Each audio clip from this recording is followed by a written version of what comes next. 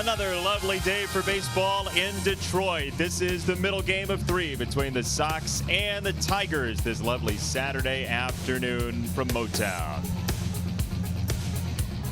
Thanks for joining us once again. Jason Benetti, Steve Stone along with you. And the Sox had an early lead in the game yesterday, in large part because of Tim Anderson, who looks like he might be heating up. Tim Anderson had a very good game yesterday after a tough 2 weeks. He was hitting just 146 until he stepped up last night. This is a base hit to left field, but he saved the best for later. He took fires out of the ballpark, his 8th home run of the year, and things continued for him as he drove one into right field. So a very good night by Anderson. Hopefully he's going to snap out of it and stay hot. If he does that, the middle infield looks like they're starting to sting the baseball. Tim's batting first today, but it was the top 2 guys in the Tigers order yesterday that really did the damage. Leonis Martin got on base consistently, and Nicholas Castellanos drove him home. We'll take a look at some of the table setters as Martin hit the ball well. He was in a 1 for 25 slump. That was not in evidence last night as the top 2 went 5 for 7, drove in a couple of runs, and more importantly, they scored 4. We won't have Martin to deal with here tonight. He's not leading off. Jacoby Jones is. But Castellanos is awfully tough. He's the best hitter on this ball club, and even with Cabrera out, Castellanos delivered some big hits for them last night. Mentioned Tim was at the top of the card, and that's because there's a left-hander on the mound for the Tigers. A couple of left-handers going head-to-head as Hector Santiago goes for our boys and Francisco Liriano goes for their guys. Last time out, he was almost perfect. 8 innings, 1 hit. He walked 3, fanned 5 in the last couple of starts for Hector. He threw the ball fairly well, and the ERA starts to come down a bit. He hasn't had a whole lot of luck winning games, but that has to do with offense as opposed to the way Hector's throwing it. We'll see how he fares tonight. Sox trying to level the series today before another day game tomorrow. It was a close one last night. The Tigers have played 21 one-run games. See if Moncada and the Sox can shoot them down in Detroit today.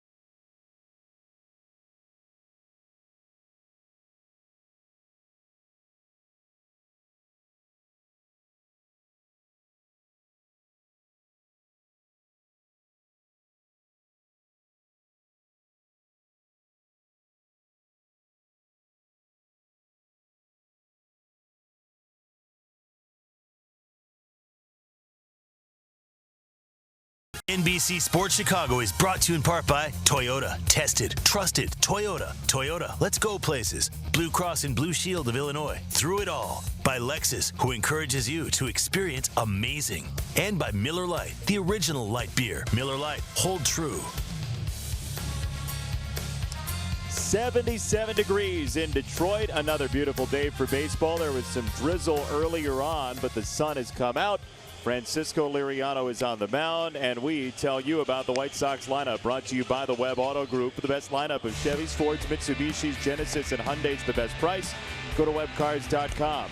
You already heard about Tim Anderson with his 3 hits from last night. Abreu's on a tear in the 3 spot. Moncada drops to 6 against the left-hander, and the major league debut of Alfredo Gonzalez. Defensive setup for the Tigers, presented by UI Health, and this is how Ron Gardner is going to throw him out there. Victor Reyes, Rule 5 draft in left field. Then it's Jones and Castellanos rounding out the outfield. With Candelario, Iglesias, Goodrum, and Hicks in the infield, James McCann gets a nod behind the plate. And our Lexus experienced amazing starting pitcher is Francisco Liriano. Coming off a gem thrown against the Seattle Mariners, he's 3-1 this year. The ERA below 3.5. The rest of the numbers pretty good. Few too many walks, but that's been his problem throughout his career, has been control. When he gets it over, he throws well. Umpires for the game is Chris Guccione has the plate. Then it's Pat Hoberg, Nick Lentz, and the crew chief, Mark Carlson. So on a beautiful day for baseball, bright sunshine here in Detroit. We're ready to play baseball, and I'm ready to turn it over to my spunky play-by-play man, Jason Benetti. You got that right, Steve Stone. Thanks for joining us this lovely Saturday afternoon, and your long weekend has begun. At least we hope you have a long weekend. Sox will be in Detroit and Cleveland as first pitch comes in at 4:10 local time, 3:10 Central Time. Handsome uniforms today on the Memorial Day weekend. Liriano, fastball, slider, occasional straight change, but for the most part, predominantly fastball, slider. Very lively fastball. Sits around 92 miles an hour. Iglesias at shortstop with the peg for out number 1. Here's graphical representation of what Francisco Liriano likes to throw. 44% fastball, a lot of sliders, and that changeup is third pitch. When he's getting everything over, he's still awfully tough. Career walks per 9 at 4. Exactly. That's a lot of free base runners. That's been the case throughout his career. And Yolmer turns around to hit from the right side. He's been pretty good from both sides. The Sox, who in recent years have hit the ball very well against left-handed pitching, have struggled this season against lefties at .221 as a team. That's 4th worst in Major League Baseball. This year they're running into a lot of soft tossing lefties, a lot of lefties that throw curves and sliders predominantly, and when that's the case, they have problems. Liriano, 6-4 lifetime against our Sox. Ball in the dirt. Sanchez swings through it. 2 down.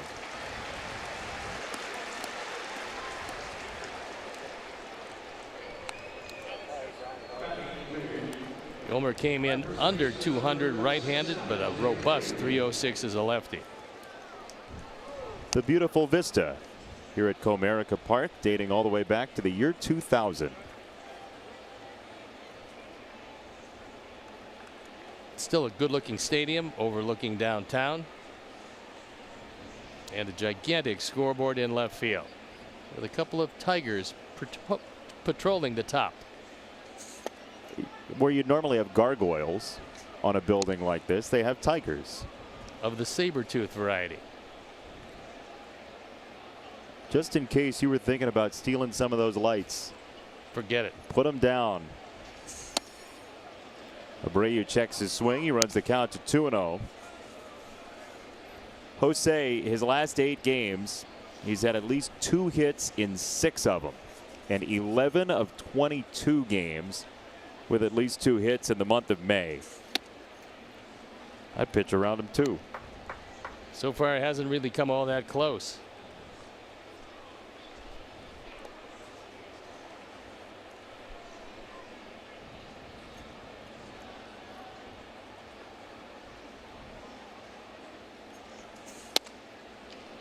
There's a called strike, 3-1.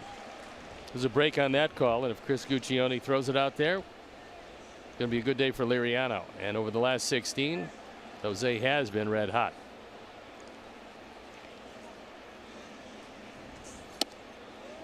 Breaking ball outside, and it's a 2-out walk from Liriano, who we mentioned he went pretty deep into his last game through 6 1/3 with a no-hitter, then finally gave up a base hit, but he walked 2 in the first inning that day.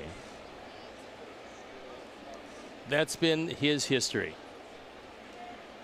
And yet he stayed around the major leagues because he's a left-hander with good stuff, and he's made a whole lot of stops, but he usually finds a way into the rotation. Here's Jose Rondon, who was a late addition about an hour before the game, if that. Matt Davidson was scratched. Matt's been dealing with some back trouble. Rondon is in the lineup in that 4 spot for Davidson.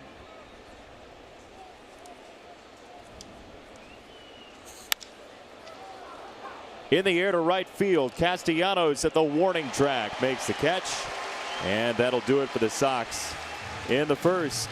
Hector Santiago against the Tigers after this.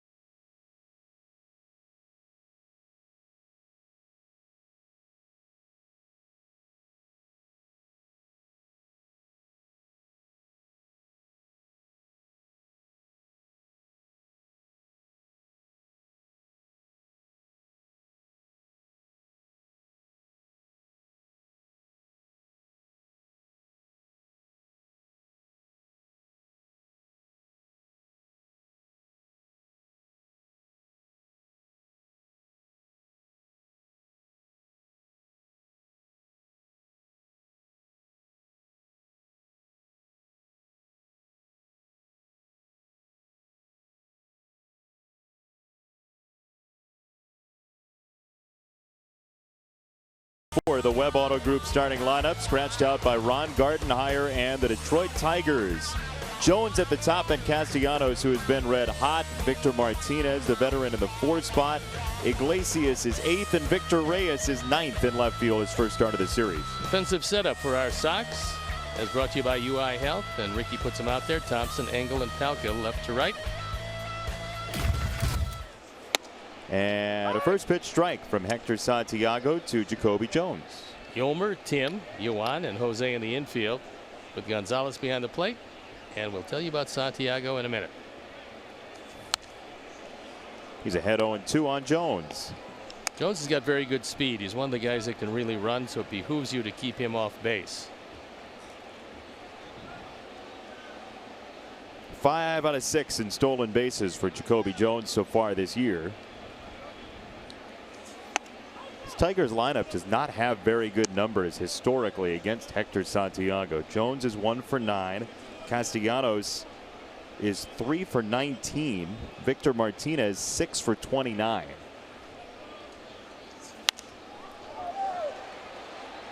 Our Lexus Experience Amazing starting pitcher is the aforementioned Hector Santiago. 3-6 lifetime with a 3.42 ERA against these Tigers. This year his ERA up over 5. You look at the rest of the numbers. To third, Sanchez on the charge, gets the out on a high toss to first, 1 away. Good play by Yolmer Sanchez as he comes in to smother the short hop. You can wait back, in which case you're probably not going to get Jones because he's very fast. He played it aggressively and he got the out. 1 down for Castellanos. who's got 5 straight games with at least 2 hits, and he was a factor in that game-winning 8th inning last night for the Tigers. Drove the ball into the corner, and then a missed cutoff throw allowed Leonis Martin to score. Santiago's been good against Castellanos because he's a high fastball pitcher. And Nicholas is a low fastball hitter.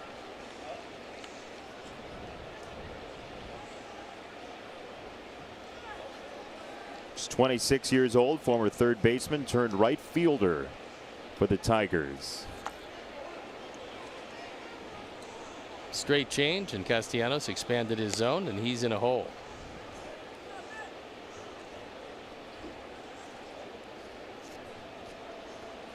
Be interesting to see how Hector Santiago works with Alfredo Gonzalez, because this is Gonzalez's first game behind the plate as a major leaguer. He's a good catcher. There's not much doubt about that. And in the minor leagues this year, he threw out 8 of 24. That pencils out to .333. That's a little above league average if he was in the major leagues for those throws.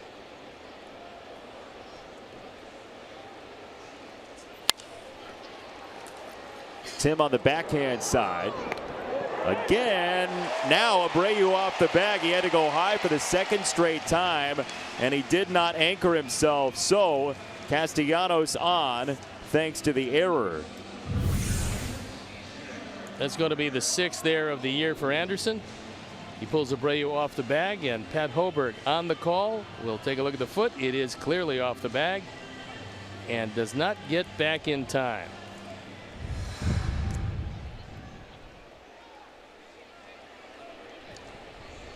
So 1 on, 1 out for Candelario, who was 1 for 4 last night in his return from the DL, including the game-winning bloop RBI single on the right side of the infield. This is not a bloop. It is a long fly ball that is out of here for Candelario. 2-0.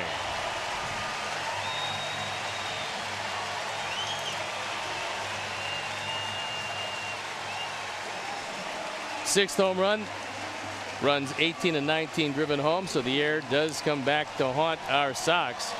Candelario turns around to hit from the right side and hits a bomb. Looked like a high change, and he hit the daylights out of it. Forward home run replay is not a cheapie this time, and quickly 2-0.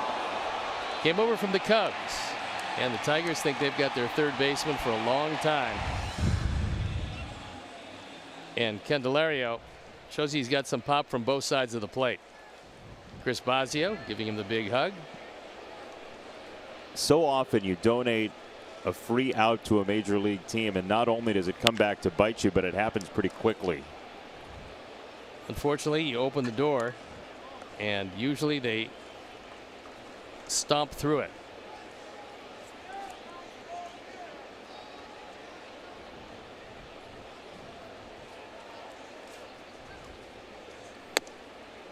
Sox got 2 in the first last night to take the early lead, and in fact led throughout until the 8th inning.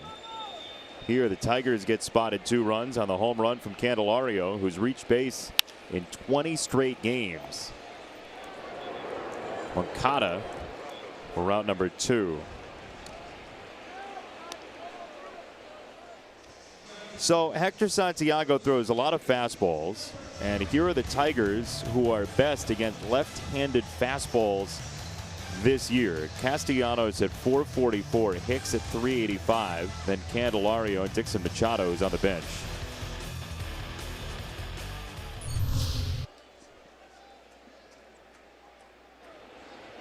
Two out, 2 in. Nico Goodrum for strike 1.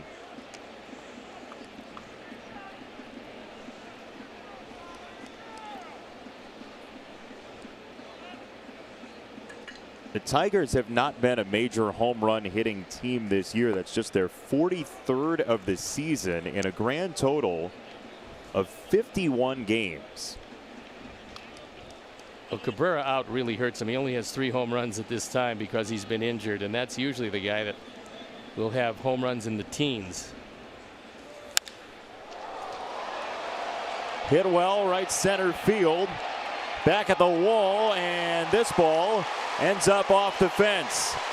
Goodrum streaking for third, and this park, which plays triple heavy, yields another one in this first inning. Goodrum played for Ron Gardner when he was in the Minnesota organization, and he realized that he had some talent. So when Gardy got the job here, he suggested that they get Nico Goodrum, and he is certainly a consequential player for them. He'd hit 5 home runs coming in. He drives this ball to right center field, and then with his speed, runs it into a triple.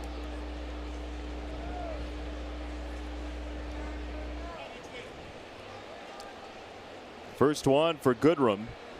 And now Hicks takes a called ball 1.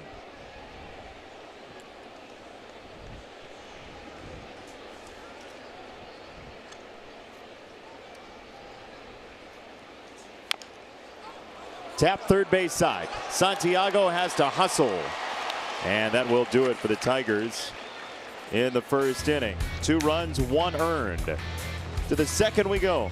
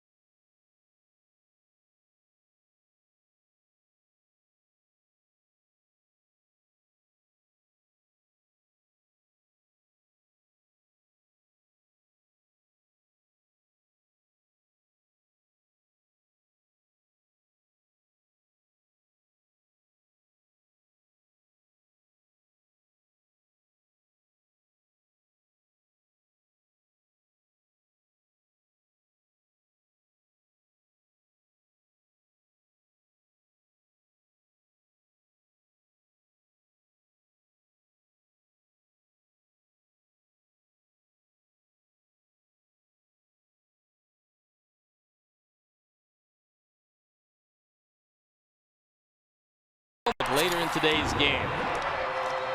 And we'd like to welcome all our viewers in Ames and Des Moines, Iowa, watching and streaming the game on DirecTV. All the folks at Hickory Park in Ames. Got a call today from an Iowan, Mike Gatens, who played for the Hawkeyes and currently resides in Iowa. How's he doing? He's doing well. He's a very large Iowan.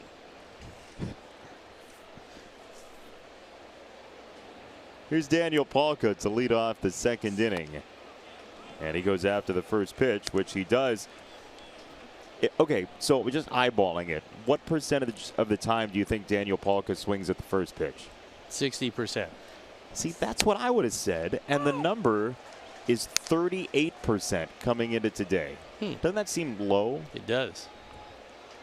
But the way to combat the first ball fastball hitter is throw him that sweeping slider, which he did. And he gets strike 3 for the first out of the second inning. Laureano's been on the disabled list 13 times during the course of his career. When he's able to stay healthy, he's put together some very strong seasons.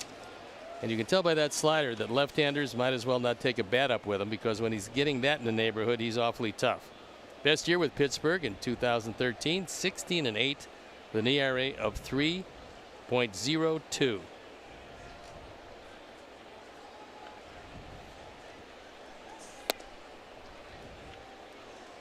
His second season in the majors, he was half reliever, half starter.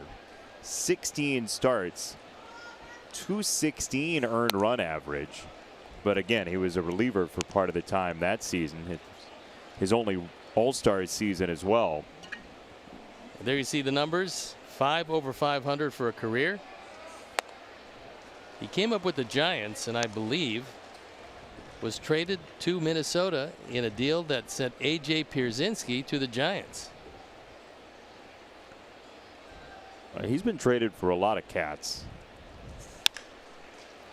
To third, Candelario for out number 2.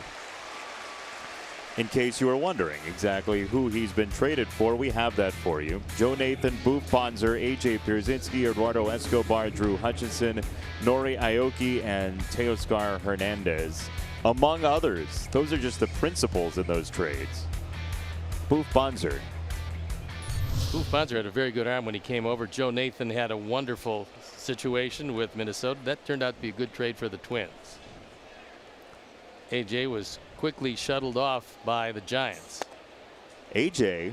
quickly shuttled off some baseballs earlier today in Cooperstown in the home run derby of the Hall of Fame Classic. He was the winner of that home run derby.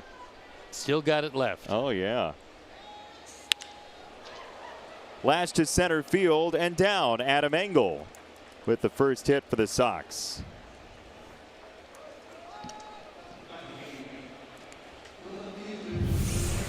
Adam hits this one very well. Liriano wants to stay away, and he doesn't. He gets it on the outer third, and a one-hop rocket to Jones in center field.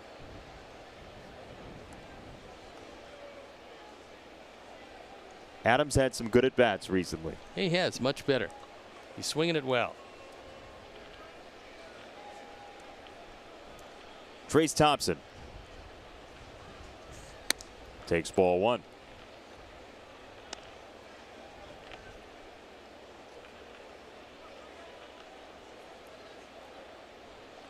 Trace had an RBI single in yesterday's opener. That was in the 4th to give the Sox then a 3-0 lead.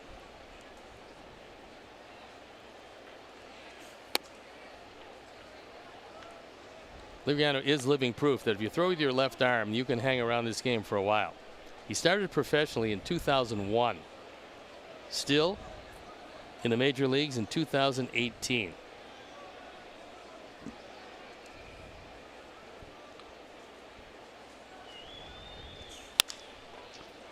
On the ground at shortstop, and the short way from Iglesias to Goodrum retires the side. 2-0 Tigers after 1.5.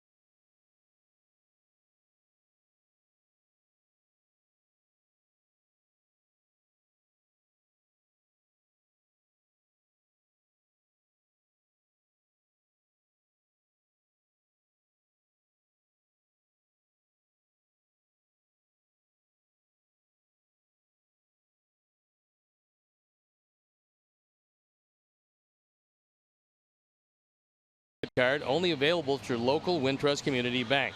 Go to wintrust.com/Sox to learn more. Wintrust Community Bank, Member FDIC. A lovely day in Detroit for game number 2 of 3, Sox and Tigers. Game 3 is tomorrow. It's 12:10 start time, Chicago time.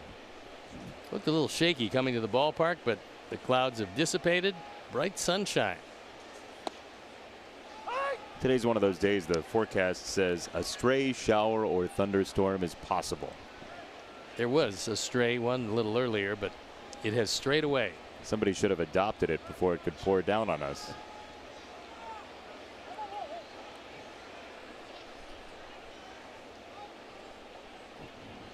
Hector Santiago gave up 2 runs in the first inning, 1 earned, 1 unearned.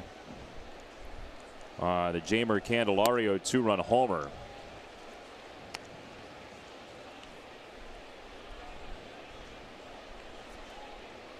The wind that is blowing toward the Tiger dugout, in from center field.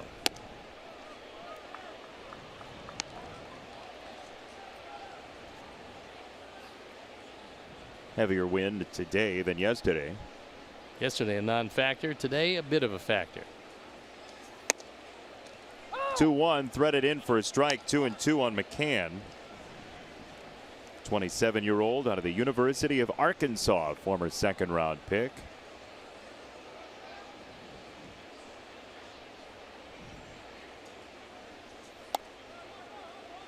Off the corner, 3-2.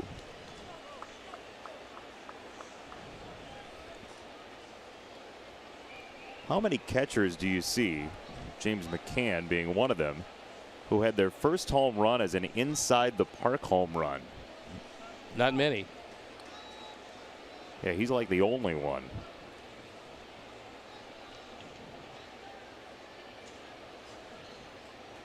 It was April 29th, 2015 against the Twins. In the air, center field. This will stay in the park and be out number 1. What's coming up on today's telecast, you ask? Here's the answer. We go into the Sox vault for a potential power swatter, so says the article we've unearthed.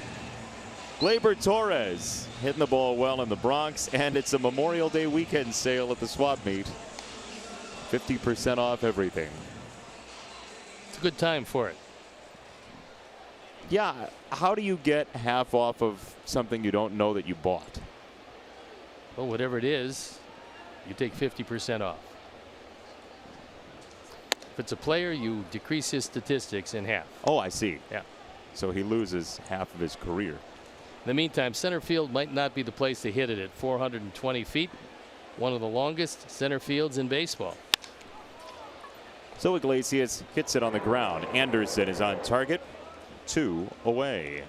Sox fans, join us as the White Sox take on the Oakland Athletics. It's Saturday, June 23rd, 1:10 p.m. First 20,000 fans get a White Sox cap presented by CIBC, banking that fits your life.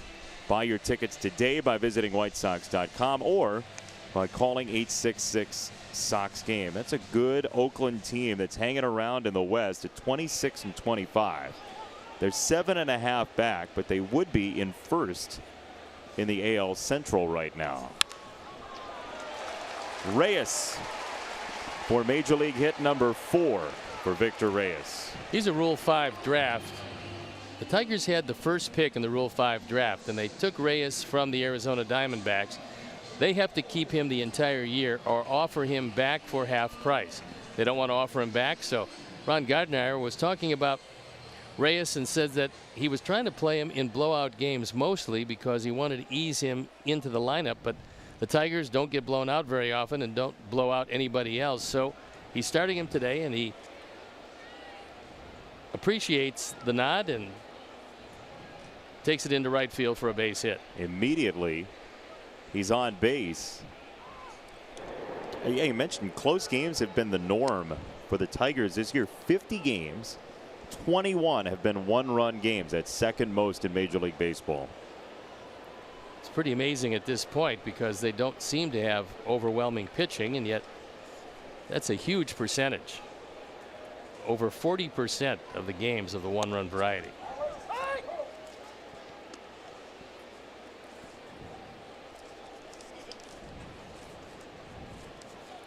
Ron Gardner has got his team playing hard. There's Lloyd McClendon in the background. Lloyd, longtime Major League manager, fine player, a swingman during his days as a major leaguer.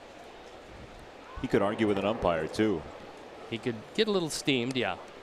But he was very valuable because he was one of the few utility players who could play third base, he could play the outfield, and he could catch. And he came up as a catcher.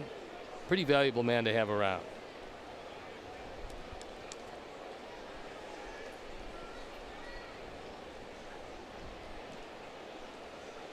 One strike on Jacoby Jones. Timeout called.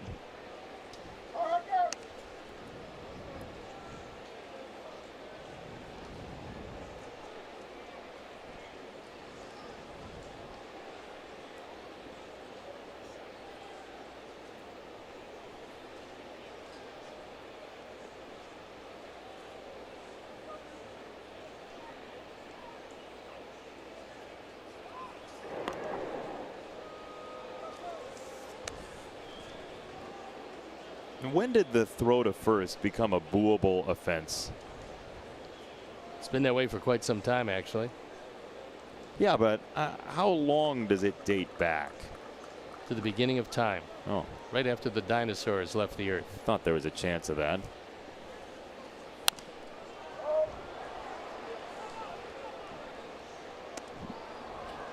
I guess fans just want to see the pitcher throwing to the hitter. Sure, there's a lot of that. However, Reyes is not the fastest man to have around. He's only swiped one bag. But Hector wants to make sure that that's not two.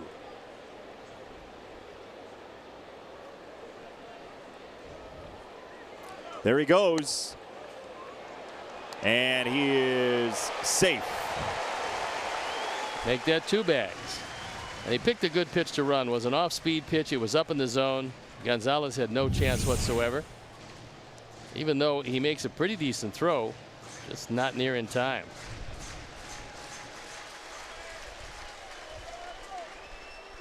If you're going to play every now and then, you might as well leave your mark on the game. Every skill you show is one that the manager can use at some other point. They don't know you have it until you show them, right? Reyes is a big man. No, he's a big man with some speed, and he also has a little power. But with only 31 at bats, 32 now with the one today, he hasn't had too much of an opportunity to show what he can do.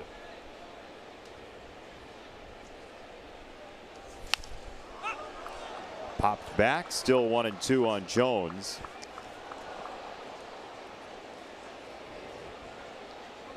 Sox led 4-2 in the 8th inning last night, and the Tigers got a piece of their former teammate Bruce Rondon, who took the loss in that game. Gave up all 3 runs in that 8th inning.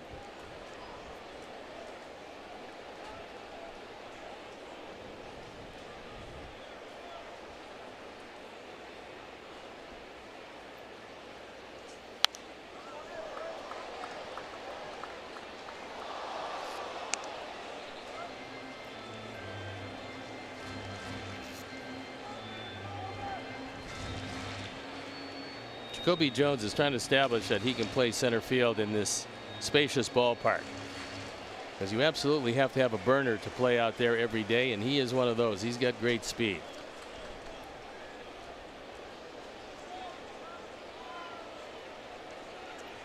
One-two.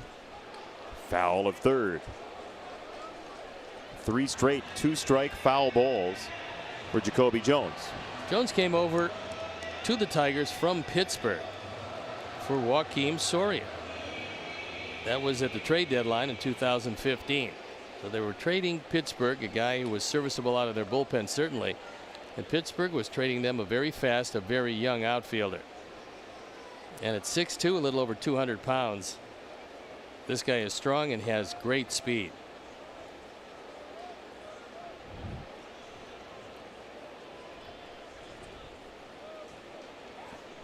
Santiago flinches towards second.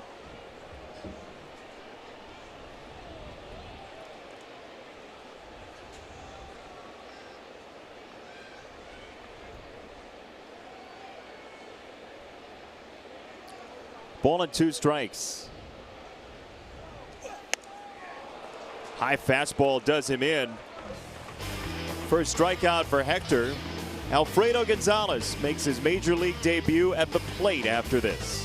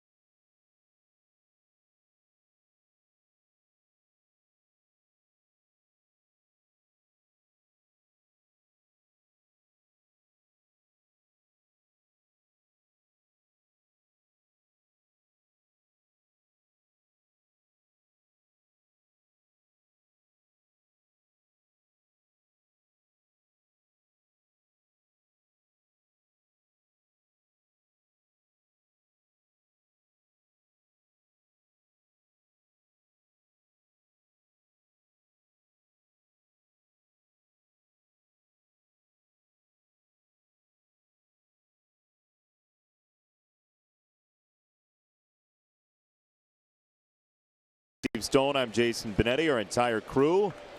And the major league debut offensively for Alfredo Gonzalez, who comes up from AAA Charlotte with the suspension of Wellington Castillo. And after 390 games in the minor leagues, he takes his first major league swing.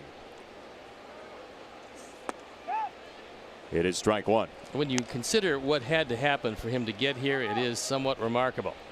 Not only was a suspension of Wellington Castillo, but then an injury to Kevin Smith, an injury to Sebi Zavala, and here he is. 0-2 on Gonzalez, who started the year very hot offensively for Charlotte, but was just 3 for his last 47 when he was called up. That's not good. A swing and a miss for strike 3. Gonzalez in his major league debut at the plate sees 3 pitches from Liriano.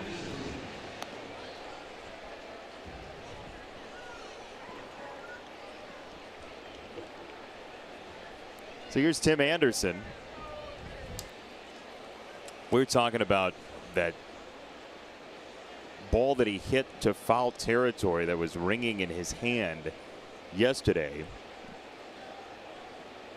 Tim says that he jammed his thumb. He got jammed in the Orioles series, and that's when he started to wear that donut on his hand near his thumb to try to stop the reverberation, but that one stung pretty good yesterday. Liriano's slider very good today, and his low hit game of his career was a no-hitter, and I called that game back on May 3rd of 2011. That was at our ballpark against our ball club. That was a day I believe he walked many more guys than he wanted to, but when you give up no hits, you're usually going to do okay. Yeah, that'll get the job done. And there you see the donut that Tim's wearing to try to lessen the effects on his thumb. And he's ahead in the count, 3-1. You did play-by-play that day, didn't you? I did. Yes, sir. And although the concept is very good, in action you still feel the vibration. Ball 4, it gets away. Tim now runs to first. And 1 out, 1 on. Liriano actually was not terribly far from another no-hitter last time out. But Mitch Haniger was the guy who broke it up. Liriano was very good in Seattle. When he is good, that slider is biting. The changeup, a good one. And then Haniger rains on his parade. But the parade was a good one anyway.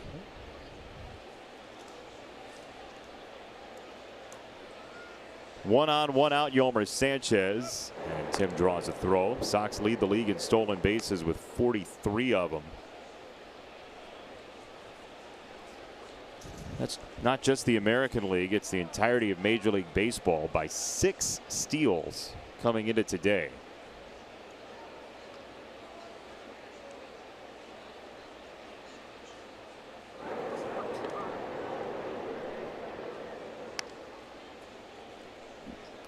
Time now for our whole team together. It's brought to you by Lowe's, and the whole team together has been thieving.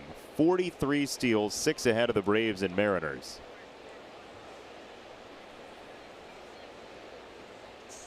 Last time the Sox led the league in stolen bases, it was 1966 for Eddie Stanky. That was a bit ago. Then they went to some power offense. And now the ballpark lends itself to a power offense.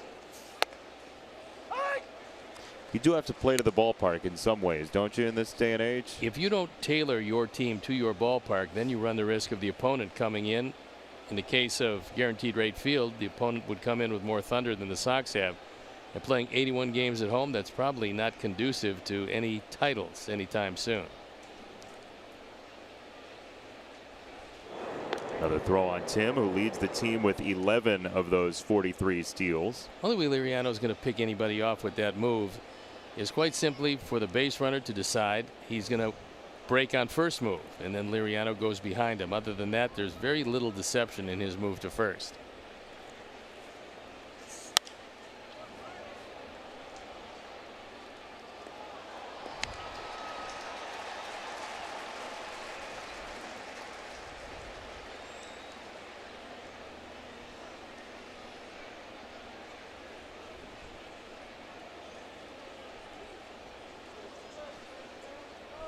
One ball, 2 strikes.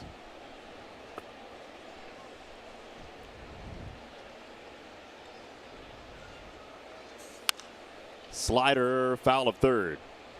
That one just missed, and Yolmer figures to pull the slider with that in mind. Candelario was off the bag at third base. That would have gotten between him and the bag, only just on the left side of the line. Bit of an adventure for the ball boy down the line on that carom. Had to chase it all the way into the corner. You got to learn how to play that carom. Sometimes it's difficult. He knows it. Getting aired out by a fan telling him to bear down.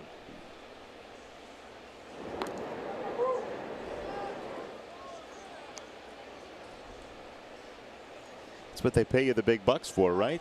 That's exactly right. You only get so many that come your way. He's got to get out here early and work on caroms, because that's about the only play that can elude you. Inside 2-2 on Sanchez.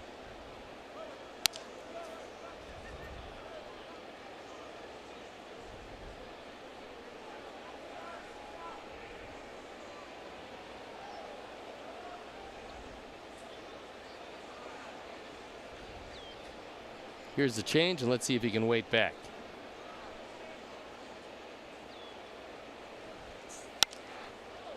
It's going to be outside. He sprays it foul anyway. 2-2. Tim was at the point of his lead where it was a little bigger lead than normal. And then he was going back to first base as Liriano threw it. And that's not the object of that lead. Get a comfortable lead, but make sure that your momentum is going towards second, not going back to first, because you're not going to be able to beat a force out if that's the case.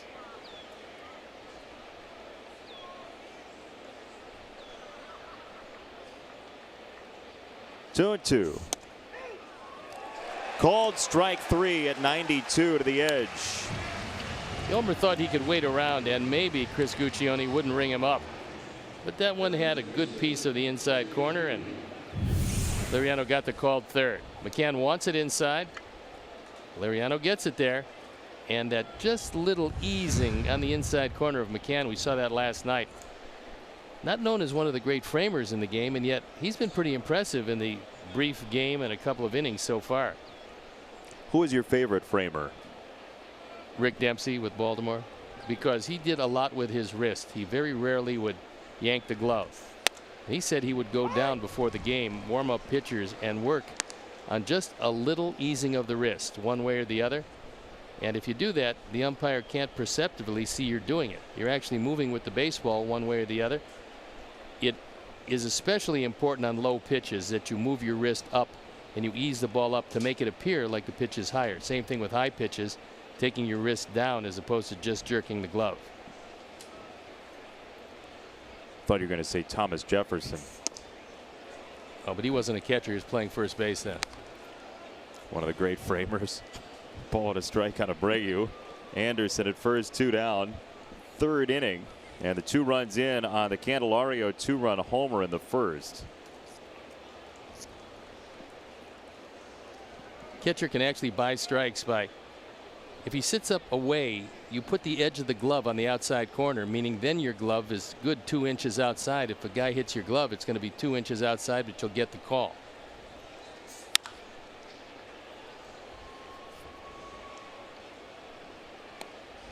Pitchers know too, right? Who the good framers are. Absolutely. And they say, give me that guy or give me that guy. But there's even something more important for the psyche of a pitcher. What's that? You want a catcher's glove that pops when you throw it. It gives you the illusion you're throwing harder than you are. If a catcher's glove sounds like a pillow, you want to wring your catcher's neck, because then he's absorbing the ball. You can't hear anything. You think you're throwing 12 miles an hour, and it's depressing. So you want that good pop. You guys are psychotic. There's no doubt about that. Gotta have a good pop. You do. P.O.P. You know, I walked into that one. You're a stat guy. You know P.O.P. Everybody who knows baseball is a stat guy. Your characterizations of me as a stat guy are unfair and untoward. Well, yes, but that doesn't make him any less relevant. 2-2 on Abreu. It's upstairs. 3 balls and 2 strikes. Well, the advantage now is that Tim will be going. However, you don't want to take a huge lead, even with Hicks playing behind him, because you never really know. And Hicks is going to play behind him to get a little better angle on a ground ball shot that way.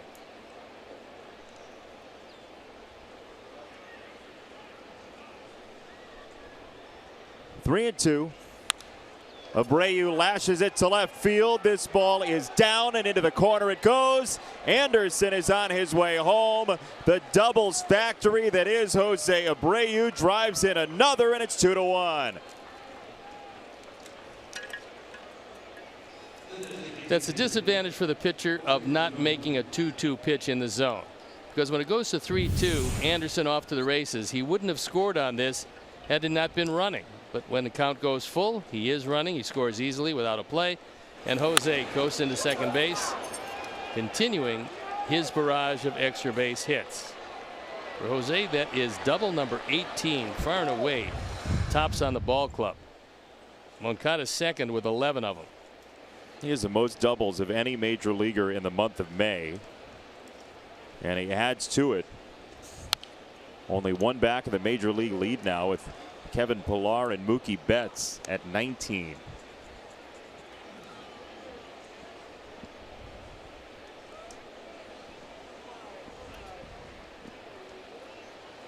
Jose Rondon, and now his 25th at bat with the Sox this year. He had no idea he was going to play, and then Matt Davidson, with his balky back, was a late scratch. Rondon getting another opportunity, and from what he's shown so far, he can swing it well. Couple of doubles, couple of homers in back-to-back games.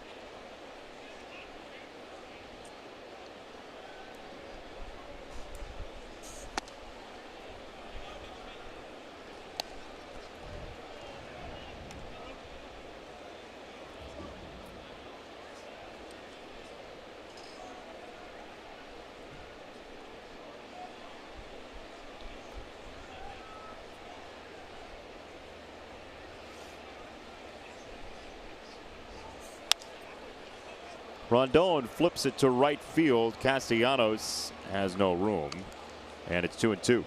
Nobody's paying much attention to Jose out at second base, so he can get a substantial lead and an even better secondary lead as he talks it over with Iglesias. Iglesias, in the last year of his contract, odds are overwhelming that they will part ways with him after this season. And if he does go on the open market, he's a very dependable shortstop with a sometimes spectacular glove, and a guy who normally is hard to strike out, but this year striking out a few more times. It's inside 3-2, so long counts this third inning as Iglesias had an atypical error last night. He got caught on an in-between hop and allowed a base runner. This is his third error of the year, and he normally is one of the more dependable glove men around.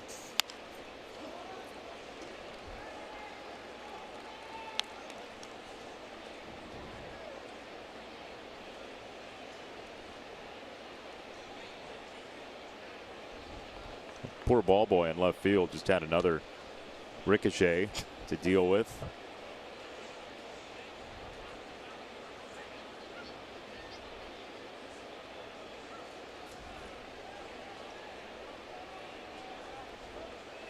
3-2. Inside, ball 4. Liriano's walked 3 through 2 2/3. Hey, bring your family of 4 to a White Sox game for as low as $49. Our family 4-pack includes 4 tickets, 4 hot dogs, 4 chips, and 4 sodas. Upper level and lower level packages are available. Check out all the available dates at whitesox.com/4packs today. McCann out to the mound, joined by Candelario.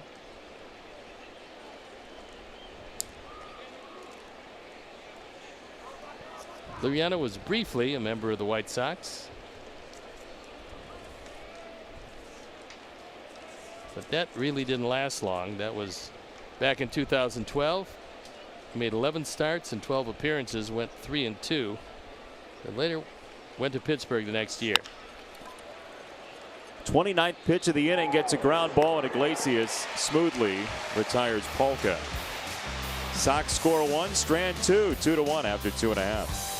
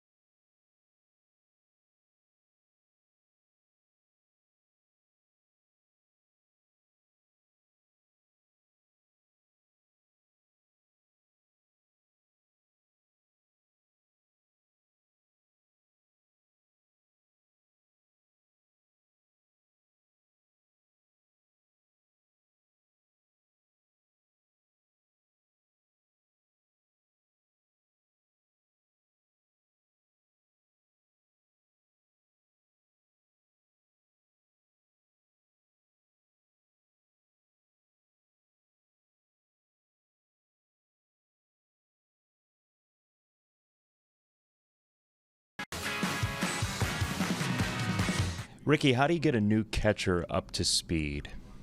Oh, well, you know, Coop and Haas are doing a nice job. As soon as he got here, everybody went through the signs with him, familiarized himself with the routines that we go through in terms of researching hitters. And then they sit down with the catchers and the pitchers, and they go over a game plan. And so they're pretty well prepared as to how they're going to approach their attack for the day. And then obviously during the game, sometimes Coop might go out there and give them reminders of what we're going to do with a particular hitter. and we allow them now to trust some of the skill sets that they bring to the table, and let them be themselves, let them be who they are, and hopefully enjoy what they're doing and have some fun. Thanks. You're welcome. This is one of those opportunities, Steve, where Alfredo Gonzalez never expected to be here this year. He had 3 at-bats in spring training, but now you're behind the plate and you're catching a veteran like Hector Santiago, and it's go time. Every time you get that opportunity, you never know when it's going to be the last one. Castellanos in the air, right center for Engel. There you saw the wind a bit because Adam went back. He judges balls well, and he actually drifted in as the wind knocked it down. Castellanos has really come alive, and he just keeps on getting better. And at 26 years old, he is one of their building blocks, regardless of which way they want to go. They brought in Ron Gardner, an accomplished manager, a good manager who players both like and they respect. And Castellanos is going to be here for a while. One down, Candelario takes ball 1. And on the subject of Alfredo Gonzalez, the Sox catching coordinator John Orton has actually made the trip here to Detroit. So he's here as sort of a liaison and able to see Omar Narvaez as well and see his progress. But Orton was added to this trip and will go to Cleveland as well with the Sox in order to just be here and kind of be an added person to lean on for Alfredo Gonzalez. I don't think people realize how intricate that job is in the major leagues. Candelario may have just done it again to left field, and he did. He deposits his 2nd home run to left, and it's 3-1. Hector tried to get inside, and Candelario brought his hands in, didn't get the good part of the bat on it, but he's strong enough to hit it out. He was supposed to spend another game or 2 on his rehab, but he said his wrist felt good. That's what put him on the disabled list, and they brought him back. Watch it again. The hands come in. He got the decent part of the bat on it, and a line drive home run. His 2nd in 2 1/3 innings. First multi-home run game in his career. 24-year-old Jeimer Candelario.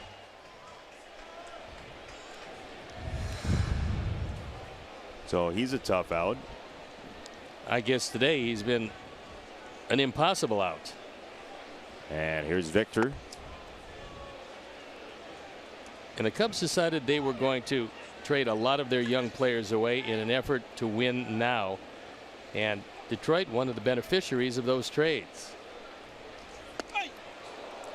Victor still can dance at age 39. And Hector wanted to see him do it.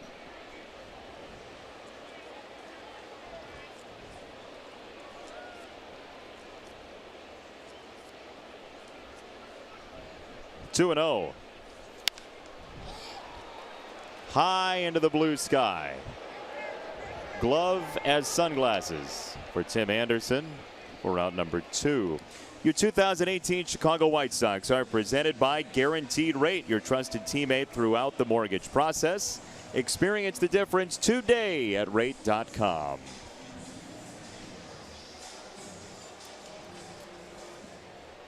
Game number 49 for the White Sox this year. Game number 50 comes tomorrow. Should be a little bit further along in the season, but for the great snow globe in Minneapolis this April. Somebody shook the city. And 3 games went by the boards.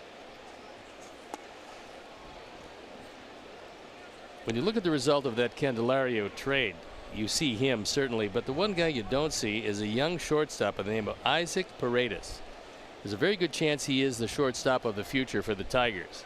But they gave up a whole lot for Justin Wilson and Alex Avila. Center field, Engel for out number 3. Goodrum flies out. Tigers lead 3-1.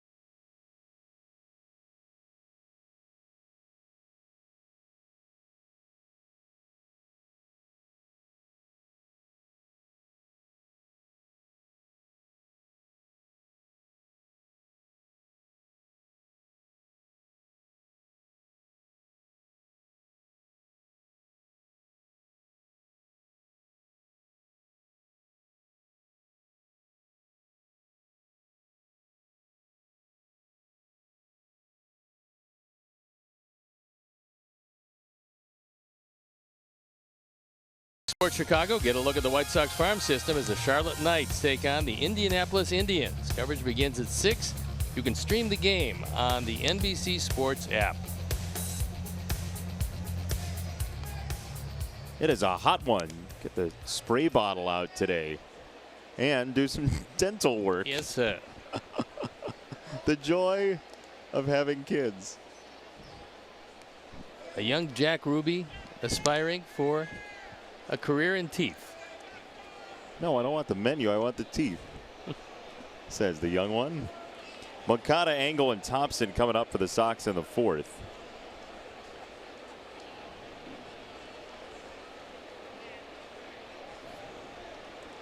Sox lone run across on a Jose Abreu 2-out double to score Anderson last inning.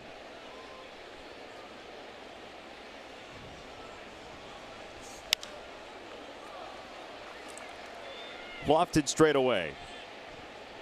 Goodrum for out number 1. Here's your Sox math question for today. Hashtag Sox math on Twitter. First correct answer wins a prize from the road. Tim Anderson hits last night multiplied by the sum of the 3 digits in the Tigers home area code. That's a gimme. It is? Yep. You got it? Yep. What is it? Not going to tell you. Why? I would be giving it away. Have to recuse myself. One down for Engel. So now that we have the rules established, if you know something in advance, you have to recuse yourself. So now you can't call pitches anymore. No, just Sox math. Oh. Yeah, because the viewer at home does not play on pitches. They don't? They could. They could if they want to. They win nothing for it, but they could. I like those uniforms. They are very stylish. Memorial Day weekend here in Major League Baseball, as this is fouled away by Engel. Good look, and a lot of connections to the military for the White Sox, including Ricky Renteria, who's got a son in the Navy.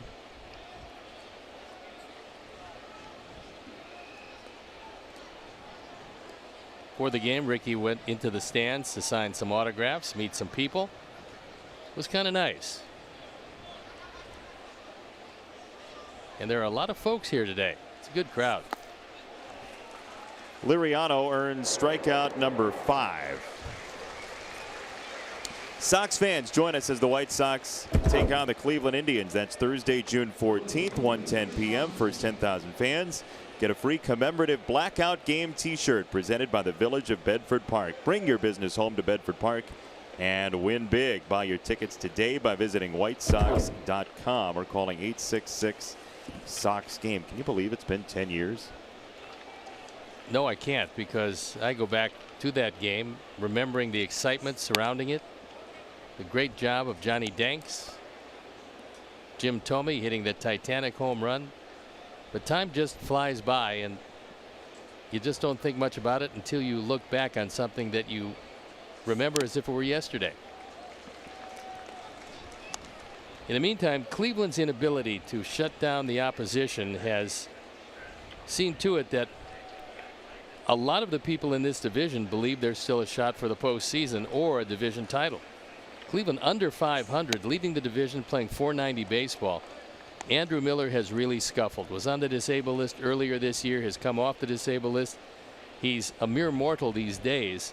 And with that, the Tribe is really scuffling. Just 13-11 at home, 11-14 on the road. Their bullpen ERA is over 6 for the year. It's 6.23. It's really amazing. They missed Brian Shaw. They had a lockdown bullpen with Shaw, Miller, and Allen. It was reminiscent of what Kansas City did when they had Herrera, Davis, and Holland. But as that dissipated for Kansas City and their fortunes dwindled, same thing with the bullpen for the Tribe. Liriano goes away from the fastball for strike 3. It's a 1-2-3 fourth inning.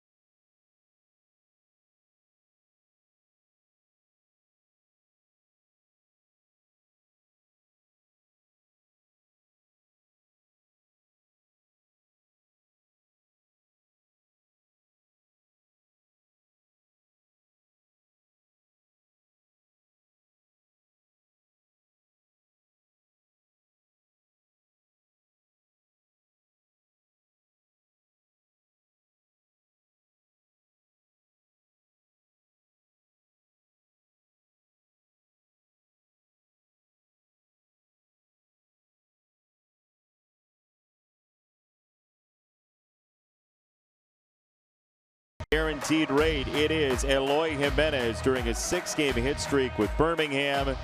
His OPS is 1,300 plus. I suppose you think that's good. Yeah, he's pretty good. I mean, he was hurt early in the year. Then it took him a couple games to get his first home run, and then he's crushing the ball against anyone and everyone.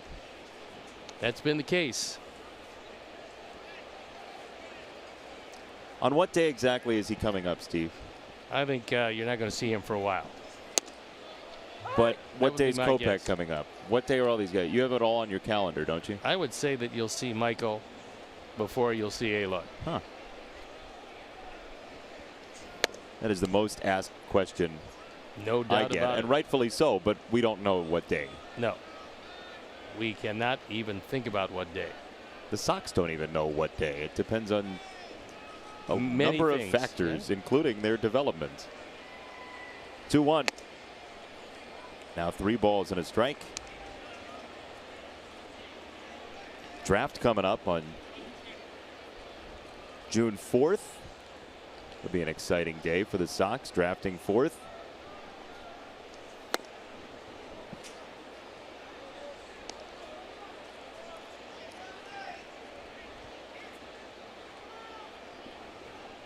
Three and 2 for Hicks, who struck out in 10 straight games.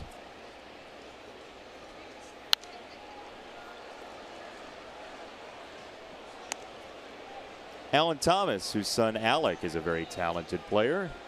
Looking forward to draft day. It's a very good chance he's going in the first round.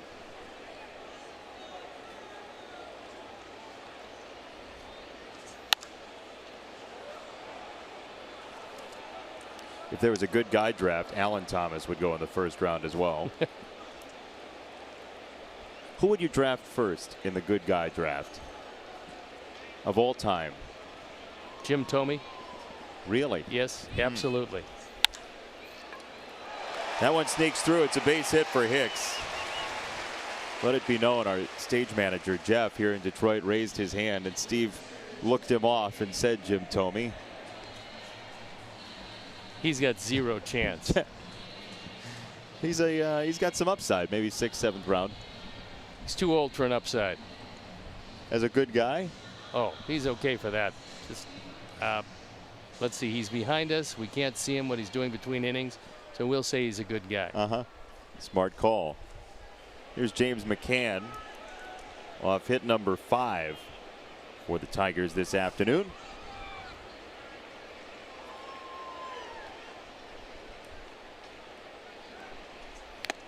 That's clipped foul by McCann, who flied out to center in the 2nd inning.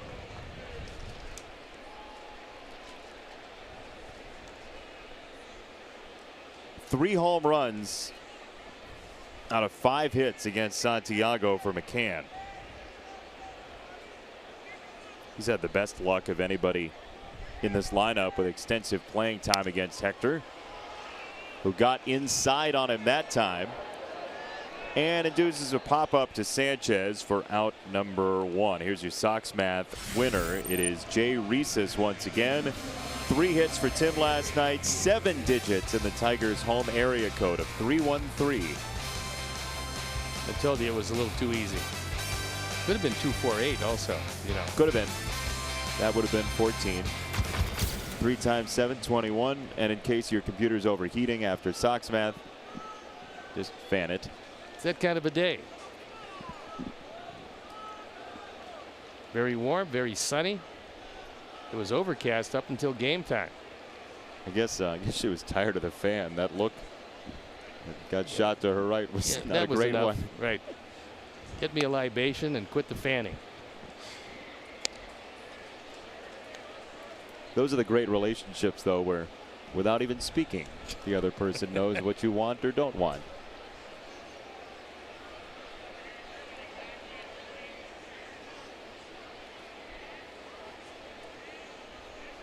One 1-0 on Iglesias, who takes inside. 2 balls, no strikes. No walks, 1 strikeout so far for Hector Santiago. Everything else, a ball in play.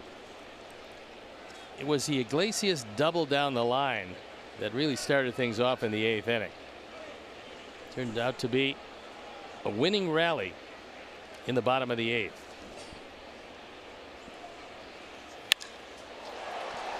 This ball hammered to left field. Trace Thompson back at the warning track. And he puts his hands up as the ball skips over the wall for a double for Jose Iglesias. That's now 42 straight games for the Tigers with a double. That one looked like it was up in his eyes, and he just smoked it.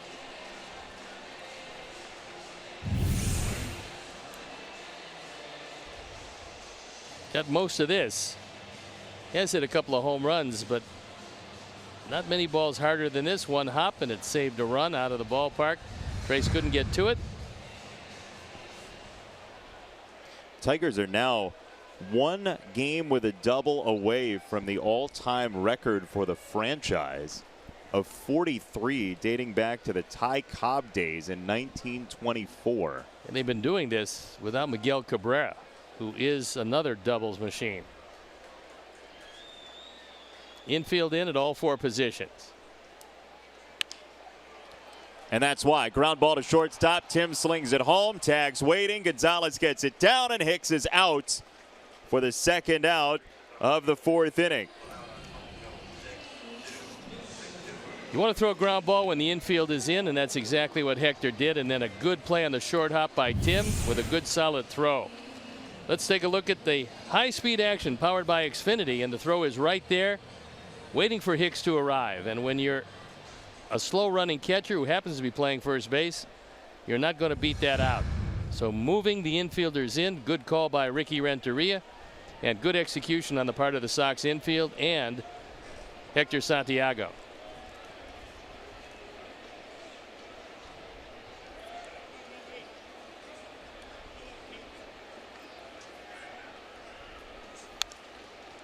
Pitches fouled away, 0-1.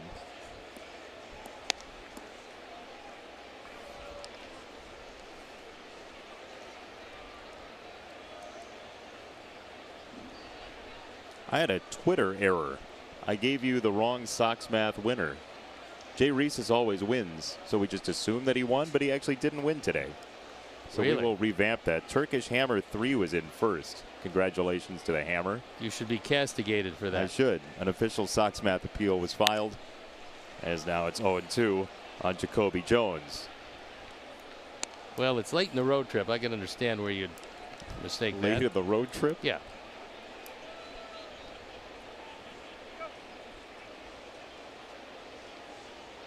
Two strikes on Jacoby Jones, who's 0 for 2 with a ground ball to third and a strikeout, as the Sox try to wriggle out of this second and third 1-out jam. Hector can get out of this, turn it over to the offense. Things will be looking pretty good, because Gonzalez will lead it off, and then it's back to the top. Throw to first, and Reyes is back. He already stole a bag in the second inning, so Hector is on alert. The book on Alfredo Gonzalez is that he's got a pretty good arm behind the plate.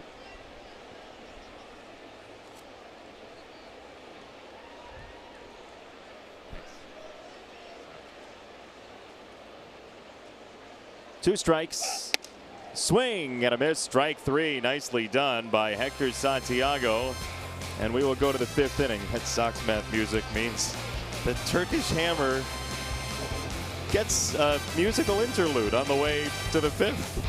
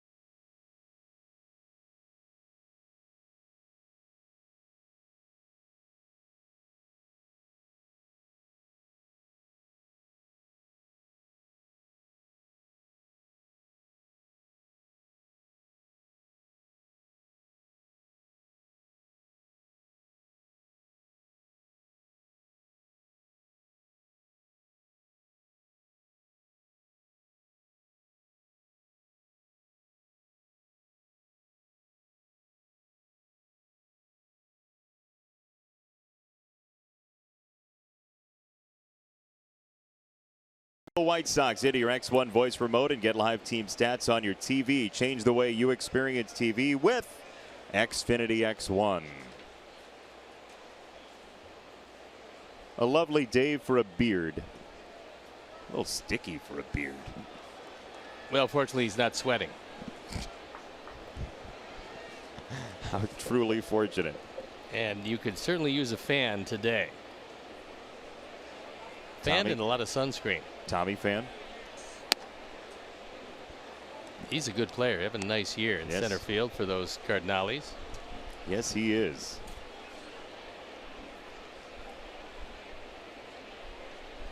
To Gonzalez.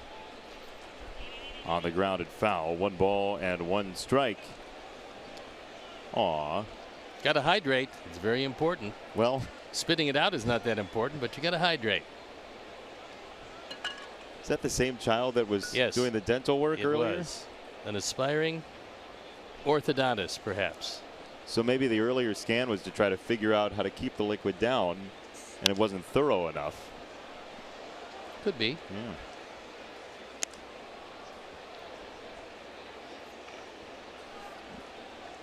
Ball and 2 strikes on Gonzalez in search of his first major league hit.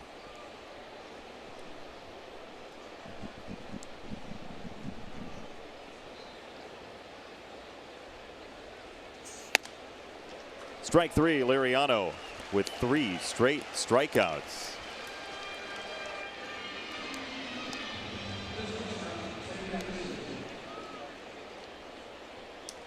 Since the walk of Rondon, Liriano has recorded 5 straight outs, and back to the top and Tim Anderson. Steve, were you wondering who sees the fewest fastballs in the White Sox lineup? Tim Anderson. No, I have no idea. Well, first of all, you didn't answer the question I asked. You answered the follow-up question, which I was going to ask, and you were right. Well, there you go. You see, I was anticipating. It's a game of anticipation. Okay. It's a check swing and a strike. 0-2. You were the guy who walked up to somebody else's Jenga game and just pulled out the one on the bottom and said, whoops. I would have if I knew what Jenga was. You don't? No. It's a big tower of blocks. Babble? Not for resale. 0-2 to Anderson.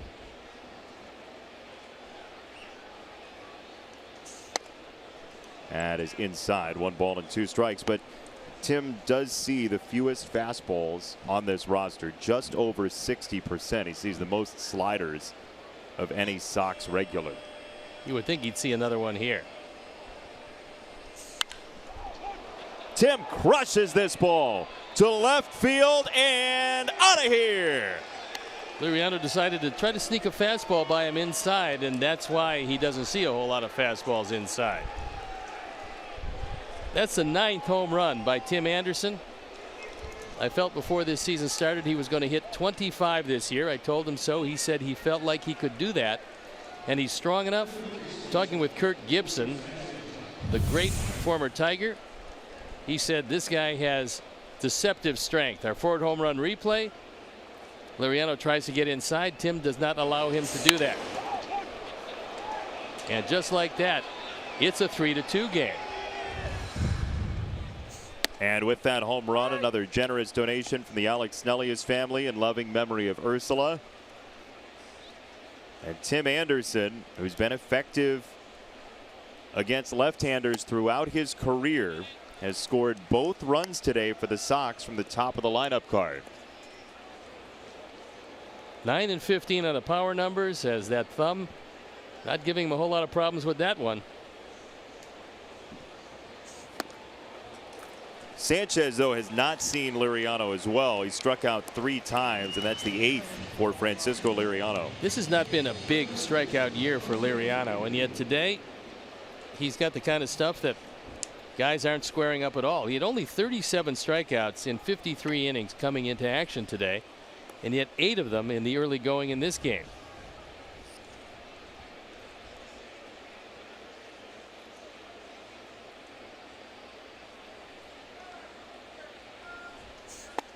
Abreu takes a strike, crossing at the knees, 0-1.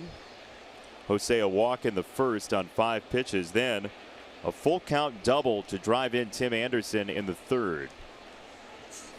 This is not the best doubles park in the major leagues, maybe along with Coors Field. This is right up there because the left fielder here with the spacious dimensions has got to play well off the line to take away the alley.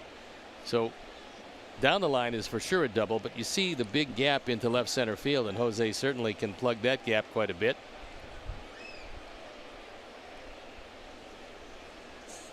Still remember the blast against Justin Verlander.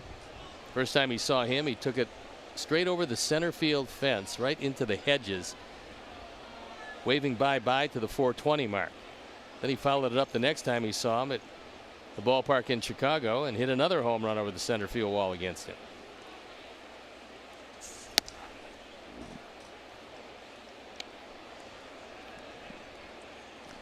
Jose is very effective against very good pitchers typically, but also has just labeled Tigers pitching for his career.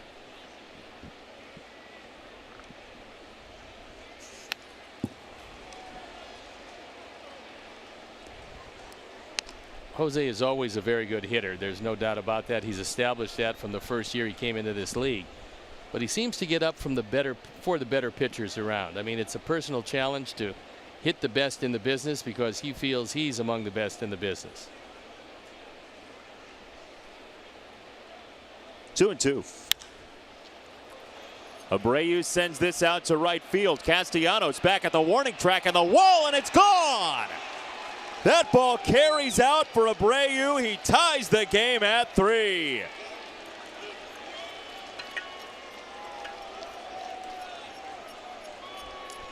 Gives an idea how easy it is to hit home runs in this ballpark to right field, because that appeared to be a high fly ball when it left the bat. Castellanos thought that he had it easily. Our Ford home run replay is a towering fly ball. He didn't get a whole lot of it, and Castellanos felt he was going to make this catch from the beginning until right about now. So that's 4 hits and 3 runs.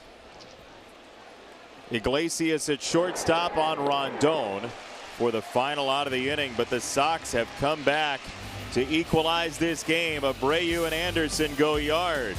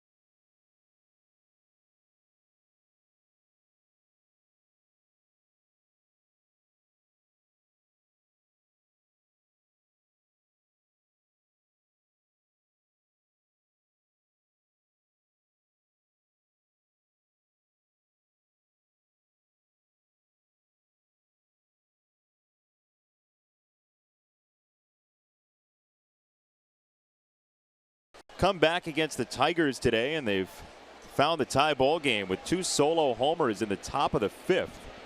So now Castellanos, Candelario, and Martinez to go against Hector Santiago in this 5th inning. after the Sox saw their lead dwindle to nothing yesterday when the Tigers came back and won. Sox trying to turn the tables today. This looks to be a difficult inning for Hector. But he does have one advantage that hasn't really come to play so far, and that is the hitter immersed in the shadows, and Hector and the rest of his team in bright sunshine, and there you see the shadows. You may ask, where do you get Nicholas Castellanos out? He is 0 for 2 in the game. But as you talked about, he has always been a very good low ball hitter. Not going to get him out down too often.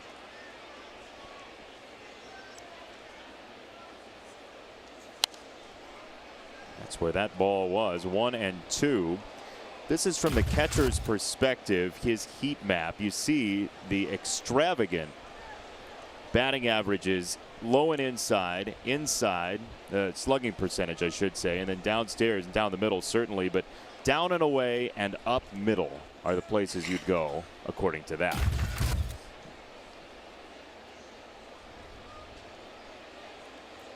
One and two. Upstairs, strike three, one down. Well, that's where you want to put it. You stay up there and he's not going to hurt you at all. There's some high heat. He expands that zone. You see the uppercut swing. It's really illustrated well there. You're not going to catch a high fastball with that kind of swing. Hector's going to have to figure out something with Candelario. What do you think that something needs to be in this sequence? Well, I would try to stay away from him first and then push him off the plate, but they're going inside. 2 homers today for Candelario. First one was pretty much up and away at 109.4 exit velocity. That's pretty well hit. And that line drive, just 99.5 exit velocity. So he didn't get all of that after pulling his hands in, but he got enough to take it into the Tiger bullpen. I'm so proud of you. And the souvenir.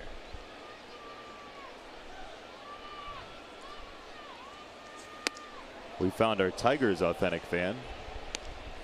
There Just he in is. case we start doing opponent authentic fans.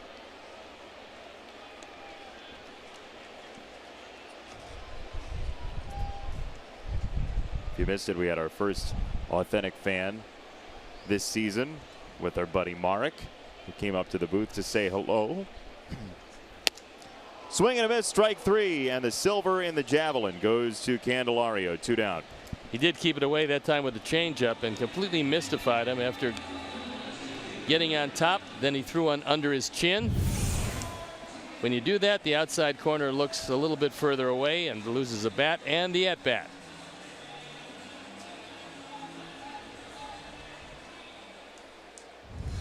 Two down, nobody on. Victor Martinez.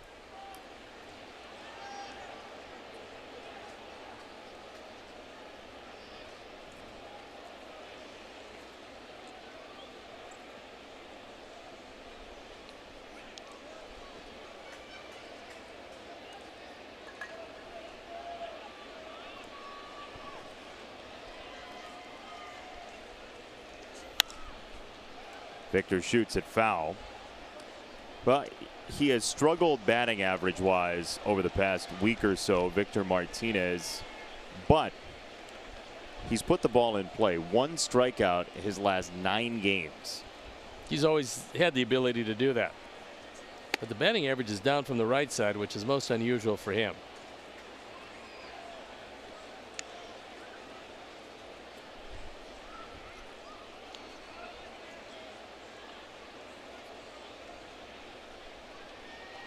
One ball, 1 strike.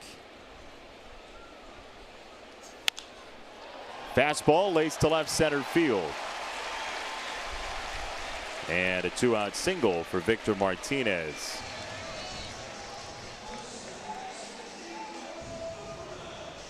Mentioned the Tigers, by the way, with that 42nd straight game with a double, 1 away from their franchise best from 1924.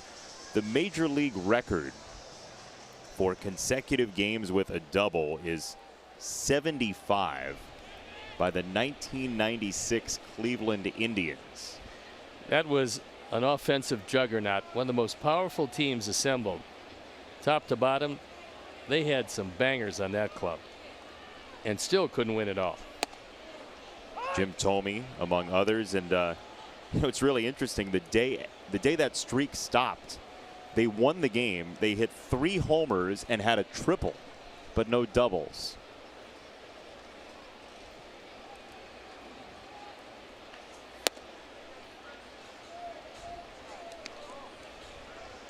Not that there are great memories about that team for Sox fans, having seen close up and personal what they could do. No, they were unbelievably good. Blackjack was on that team.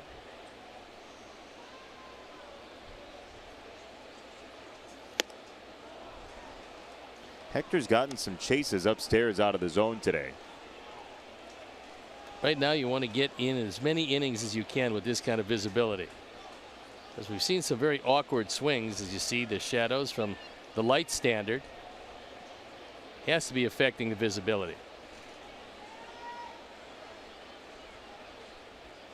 1-2.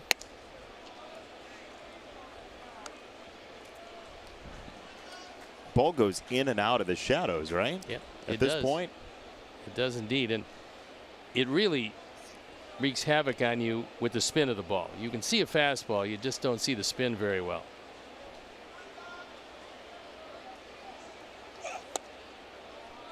Just inside, 3-2.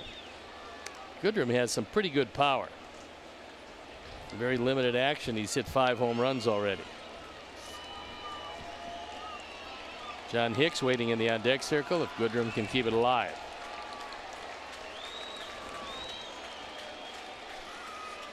Pitch number 80 for Hector Santiago. Missed inside, ball 4. First walk for Hector this afternoon. Hey, Sox fans, back by popular demand, the Chicago White Sox are offering a limited edition Cancer Ribbon White Sox cap for $29.99. $10 from every cap sold supports White Sox charities and Rush University Medical Center in cancer research. Caps are available in park and at the Chicago Sports Depot for a limited time. Get your hat today and join the team for a great cause. Coop out to the mound, as are the rest of the infielders. Chris Guccione coming out to break it up. And Coop's had his say.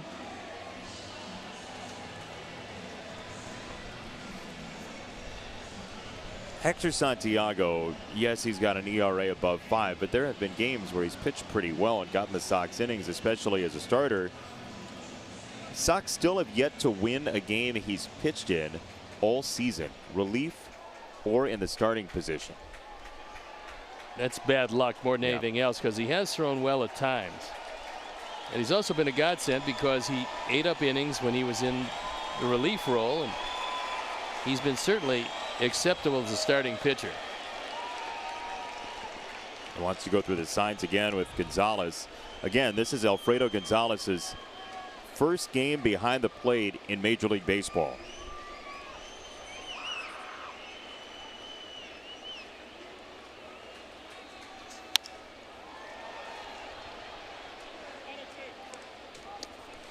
He was never really the anointed next catcher for the Astros, even when he was in their minor league system. The most games he played in one season was 84 in 2016 in the minors.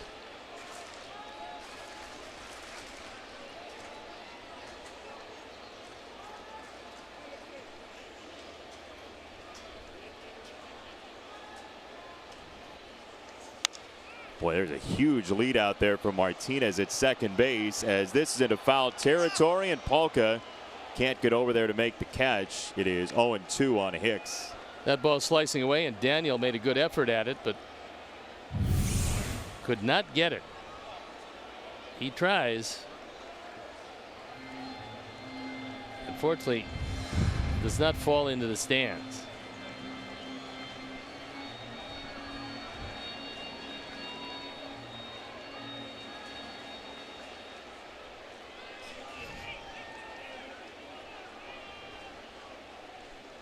0-2 on Hicks.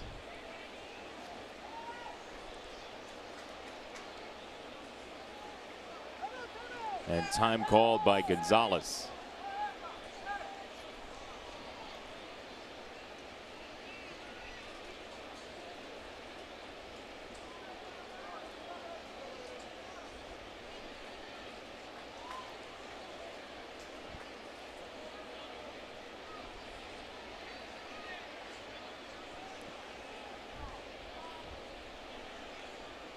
Two-strike pitch for Hicks.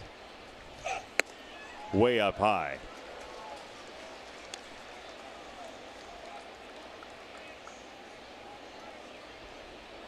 Tried to use the same pitch he used on Castellanos, that higher than high fastball, but that was too far out of the zone.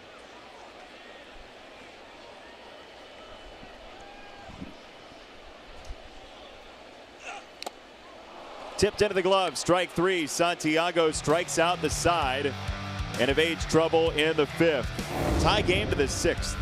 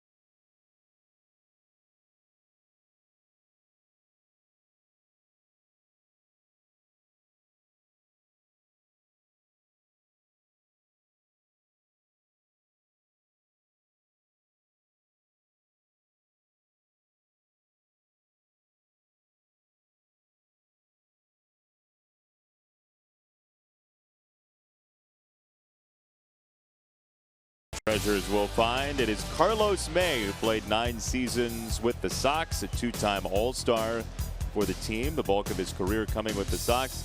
He was indicated to be a potential power swatter by Jerome Holtzman, the inventor of the save. #1 choice in 1966. 19-year-old Carlos May. He lost part of his thumb in an accident while in the military, and he came back, could still hit the ball. Good teammate, nice guy, was a teammate of mine. Of course, his brother Lee was a major league star for a long time.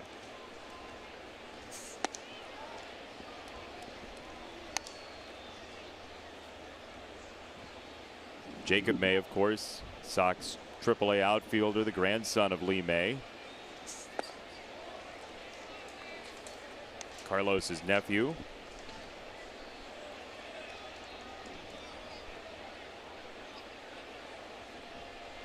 Two and 1 to Daniel Polka. Now 2-2.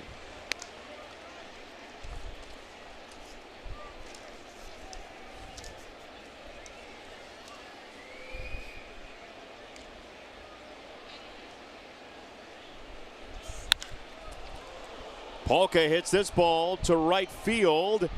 Castellanos couldn't find it, and it is up and out of here. Daniel Polka serves up the Sox' 3rd home run. It is 4-3 Sox in the 6th. As soon as that ball got up in the wind, you had to know that it was gone, and Castellanos looked up, Couldn't locate it. Wouldn't have mattered anyway because that ball was well back in right field. Our forward home run replay. High leg kick. Get a little hang time, and the ball got a little hang time. Castellanos drifts over, finally locating it, but it's too late and too far. That's his 4th. He's driven in 15. First home run in 17 days for Daniel Polka, and it comes at a very nice time for the Sox in the 6th inning to give his team the lead.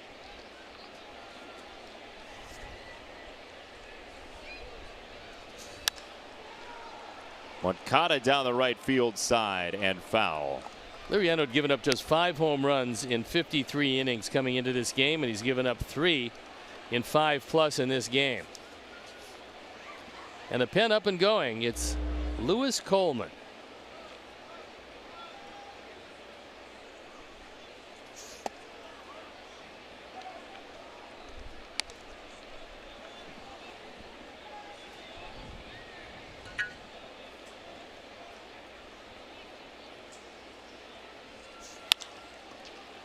Third base side and through. Base hit for Moncada.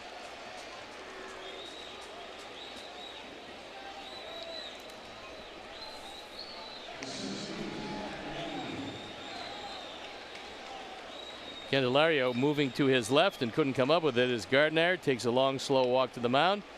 That will mean that Liriano's day is done, and Coleman will come into this one. This 3rd time the Sox have seen Liriano. Did not go well for the former Sox pitcher. 4 hits 3rd time through. Sox are up a run to the bullpen. The Tigers go after this.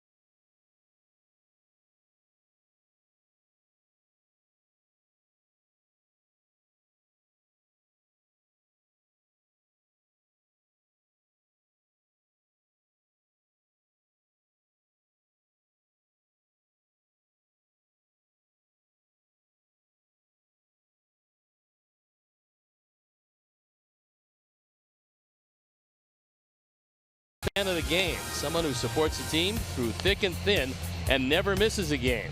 Do you have what it takes? Well, if you do, enter at NBCSportsChicago.com/White Sox AF.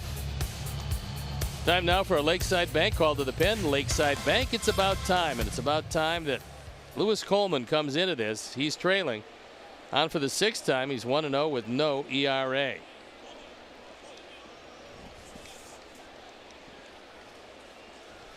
Adam Engel first with Moncada at first base. A run already in, and the Sox with their first lead of this game at 4-3. Lewis Coleman's always thrown across his body, and he has a very good sidearm slider. Much more effective to right-handers than left, and inherits Moncada at first base.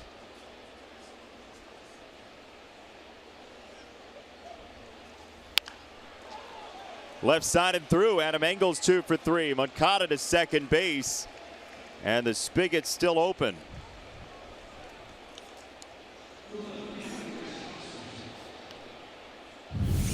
Adams starting to heat it up somewhat, and this one stays on the inside part of the plate. Engel takes it into left field. And a very productive day so far. 3 for 7 in the series for Adam. And here's Trace Thompson with 2 on, nobody out in the 6th.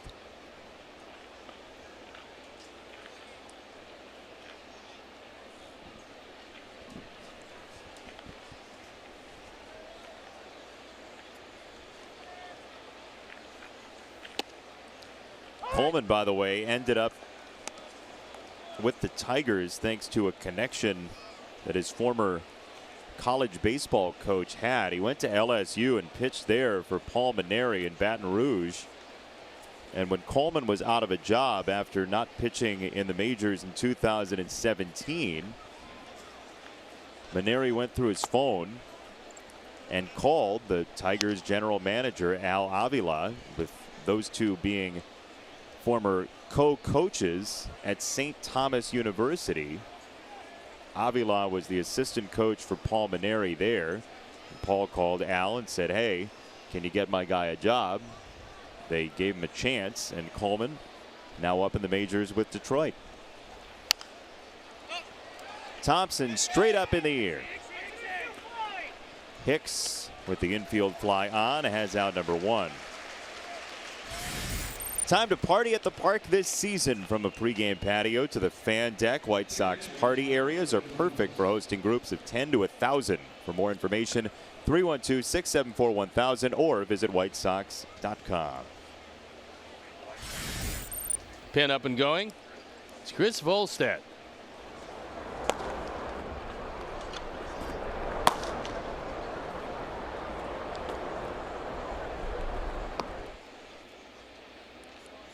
And now Gonzalez in search of that first major league hit.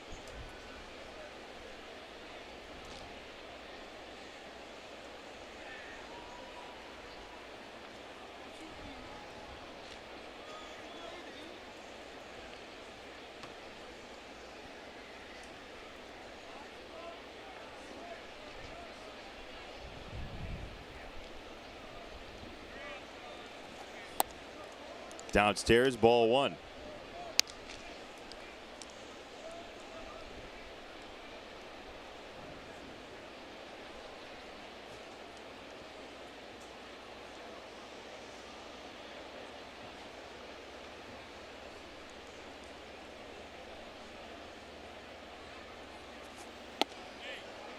That one slung in for a strike. 1 ball, 1 strike on Gonzalez, just 25 years old. Up from AAA for his first start today.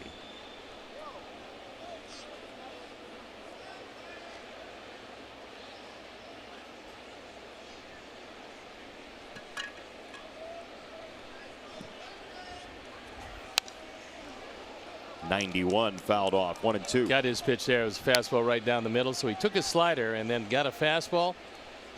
And that's the one he wanted and fouled it back. That gentleman is keeping score. Looks like he's got a Mariner cap on. Sir, you maybe have stumbled upon the wrong game. Well, he was there with the Pilots. He doesn't understand why they're not here today. That's inside. 2 balls and 2 strikes. He should honestly be at Fenway Park for the Braves in Boston if he's a Pilots fan. Well, if he likes teams that used to be in different places. Yeah, Seattle Pilots, they were brief, but a fine organization.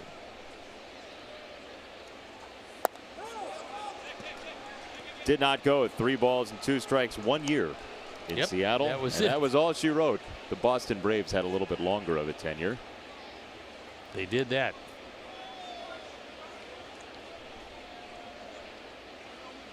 Tim Anderson next. He'll face a right-hander for the first time today. 3 balls, 2 strikes. 2 on, 1 out.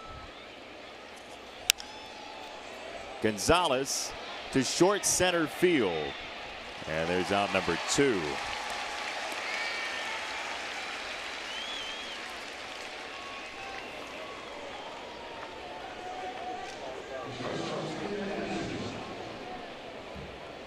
Now Tim Anderson, who scored twice in the series. Now he is 4 for 6 with 2 homers and 3 knocked in.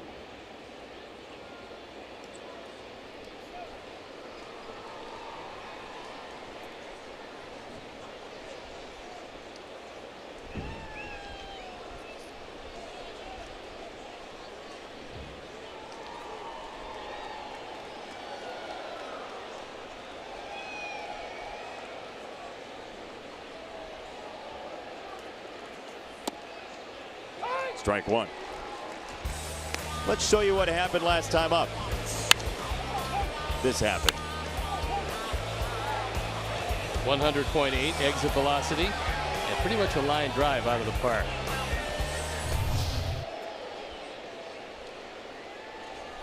No sign of the fun police for Tim's gesture up into the sky, so that's good news. It was a good stop by McCann as he saved 90 feet twice.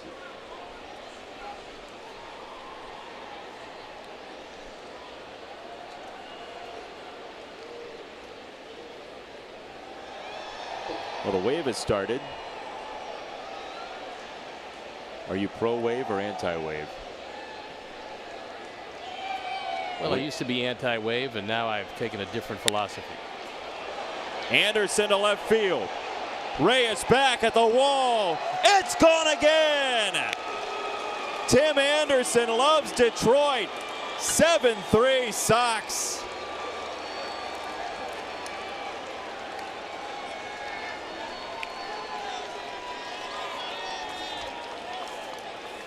A very lively ballpark today, and Tim has hit a pair of them and driven in 4 runs. He scored 3 times. And what a day it is. After breaking out last night, he got a slider on the outside part of the plate. Our Ford home run replay, catching it off the end of the bat, but getting enough of it to take it out of the ballpark. A welcome sight. The offense back and very, very lively here in the Motor City, as Anderson now has reached double figures in home runs, 1 behind Abreu. To second base and Goodrum, and that does it for the Sox in the 6th. But first, couple more home runs. That's 4 for the day. 7-3.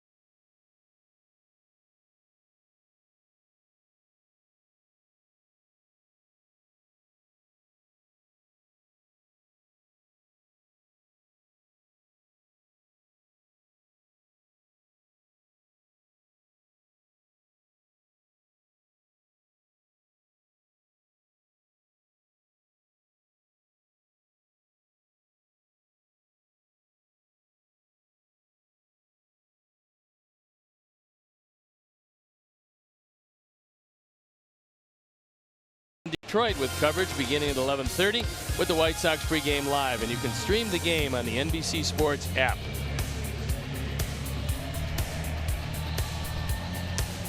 To the bullpen for the Sox. Santiago done for the day with the lead. Chris Volstead comes in the ball game, and we'll look at the numbers on for the 14th time. His ERA below 4. Control's been good. 6 walks in 25 innings. He's got a lead to protect. And he's got the bottom part of the order to contend with. It is McCann, Iglesias, and Reyes in a 7-3 score. Liriano went 5+, gave up 5 runs on 6 hits. He fanned 8. He walked 3. And Coleman came on and did not help a whole lot.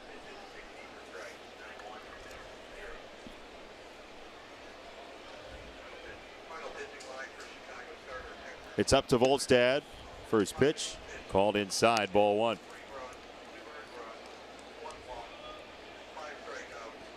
For Tim Anderson, his 3rd multi-home run game already this season, including opening day.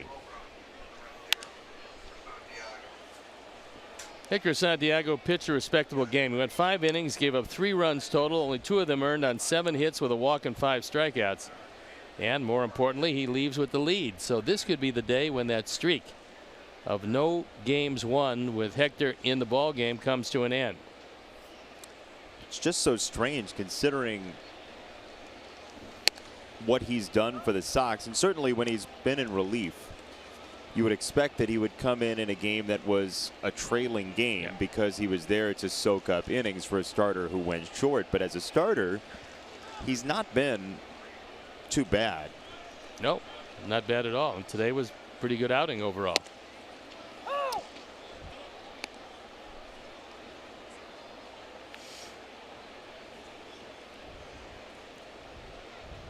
I say that knowing the ERA as a starter was 7.11 coming into this game, but you look at his last few starts and he kept the Sox right in the ball game. Most of that came in the one start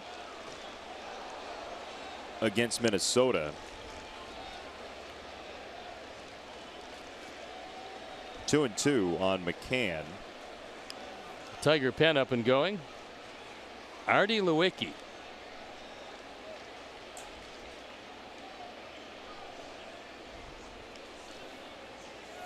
Two and two.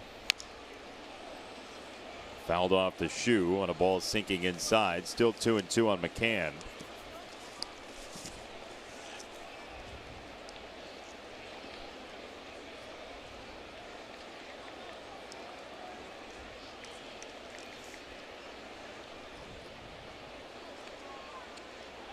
Two balls and 2 strikes to McCann, who's 0 for 2.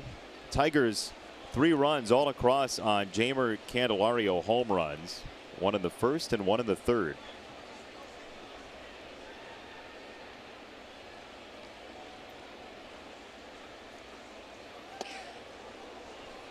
Nearly got hit by that curveball. 3-2. That's one you wouldn't mind stepping in front of, as that didn't have a whole lot on it. He actually looked fairly interested in getting hit by that pitch. Well, he knows his job is to get on base and lead off the inning. Have a great day, Steve. That young man knows his job is to get all the liquids together in one place. We had the kid last night who was dressed like a vendor. Now this kid's acting like a vendor. See, I did it. Pay any attention to me. Get off your phone. I put your drink over there with the other person. Look what I did.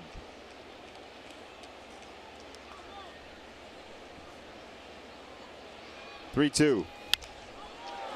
Fisted into center field. McCann, a 3-2 single. It is evidently Kids Day at Comerica Park because the 3-act play that was the child earlier with the dental work for mom. Open up, open wide. Come on. Do it. No, you open. No. It's supposed to go down. And then you get the binky because, well, that'll keep the water down.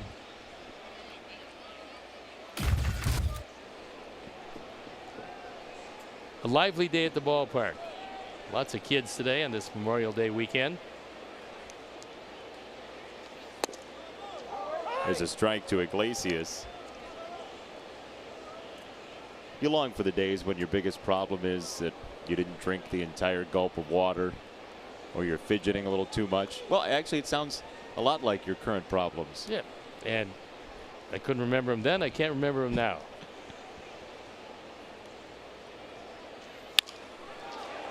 Line drive. Double play.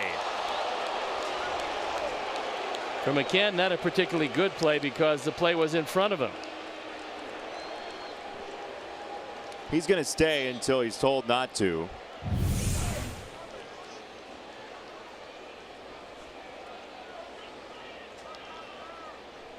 He thinks he beat it, and Pat Hoberg thought he didn't. Takes one extra step. If Jose has the bag there, he's out. Well, with that They are cloud going to of, challenge. with that cloud of dust, it's very difficult to tell from that angle. Tigers do think this is important enough to challenge in the 6th inning and close enough to challenge. Going to have to get you would think so. A leadoff base runner, and now you're dealing with Reyes and then the top of the order. What do you think? First blush. I thought he was out the first time I saw it, and then couldn't tell on the second replay.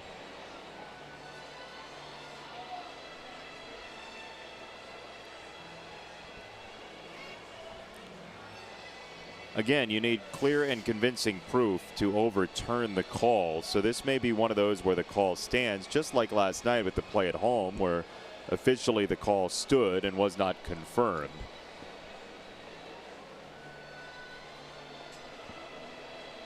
It's tough to tell if Jose's on the bag or not. But if that's the case, tough to tell is not enough proof to overturn. You wouldn't imagine. That's true. I think he's out. I thought he was out in real time, but we'll see what they say in New York. We've come such a long way with technology. Before, you had to pick up your phone and say like a bunch of prefixes and nouns before the prefixes, talk to the operator. Now you just talk on a headset to New York live from Detroit. With no charges. None. That we know of. That's right. Out. And that's it. He is indeed out. Just a bad base running play by McCann because, again, there's nothing tricky about it. You have the play right in front of you. He's looking right at the second baseman. That is a costly one. Official announcement in the press box is the call stands. So again, not confirmed. Call stands. Not enough proof to overturn. As you're watching that, it is important to remember that the call on the field is the starting point. If you're looking and you say, well, I'm not sure that he's on the base, then the answer is call stands, and that's what we got from New York. 2 down. Reyes takes a strike.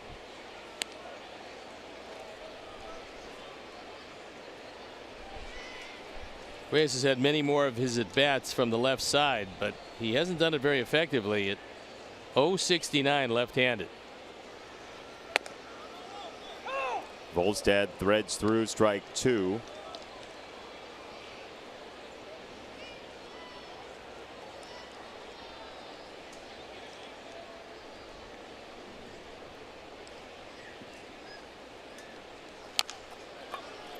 Sanchez has to wait for his second bounce and slings it over for out number 3. Leadoff single, no harm done. 7-3 Sox.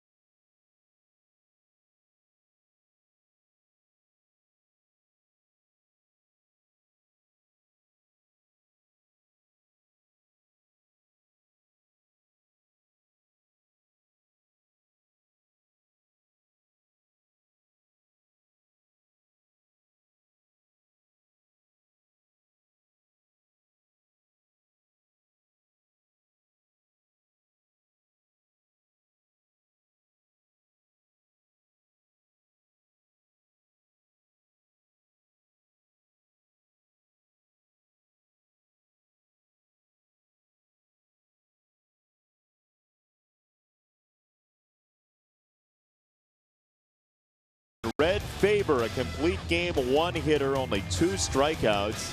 Charlie Gehringer, the only hit for the Tigers as Red beat Oni Carroll. Tigers made 3 costly errors in that game. Gehringer, the mechanical man, enshrined in the Hall of Fame here in Detroit. Hour 46 total running time. Hour 46 for Red Faber's complete game. As there you see old Charlie. The mechanical man, because he was so consistent. Lefty Gomez gave him that nickname. And Artie Lewicki comes in the ball game on for the 4th time. There you see the numbers. 11 hits in 8 innings isn't good. 7 strikeouts in 8 innings is, and opponent's batting average of .324 will yield a high earned run average.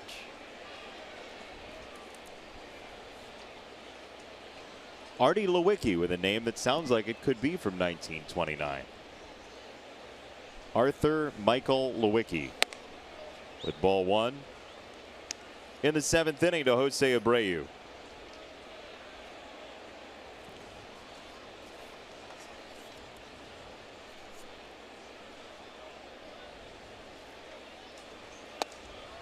One ball, 1 strike.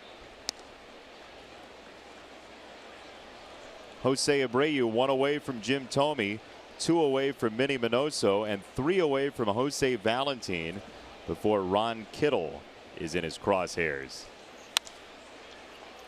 Fair ball, first baseline. Abreu once again is going for extra bases. That's his 3rd extra base hit of the afternoon. Using the whole field, 19th double of the year. And just another good day, a perfect day so far with that walk in the 1st inning, then double, homer, double. Just an extra base hit machine.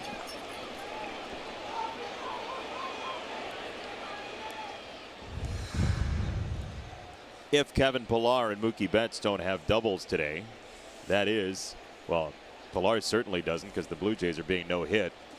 And Mookie Betts didn't at last check. Abreu's tied for the major league lead in doubles.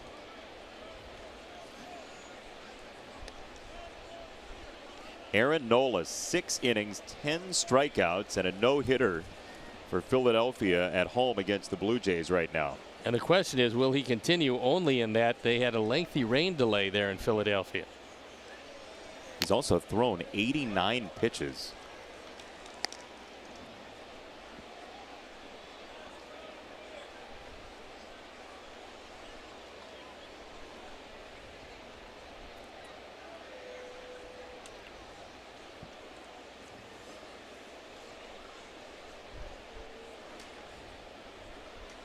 Ball and a strike on Rondon. And Jose pops it foul ground, first base side. Hicks runs out of room, 1 and 2. It's a very eager chase by Hicks, but he wasn't close to having space. Despite the fact that there is quite a bit of room here in foul territory. It's not one of the newer parks, but it is fairly new. 18 years old this year. Closed stance for Jose.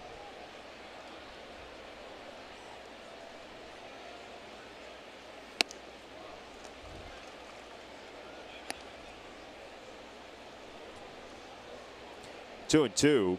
Abreu at second, Polka next.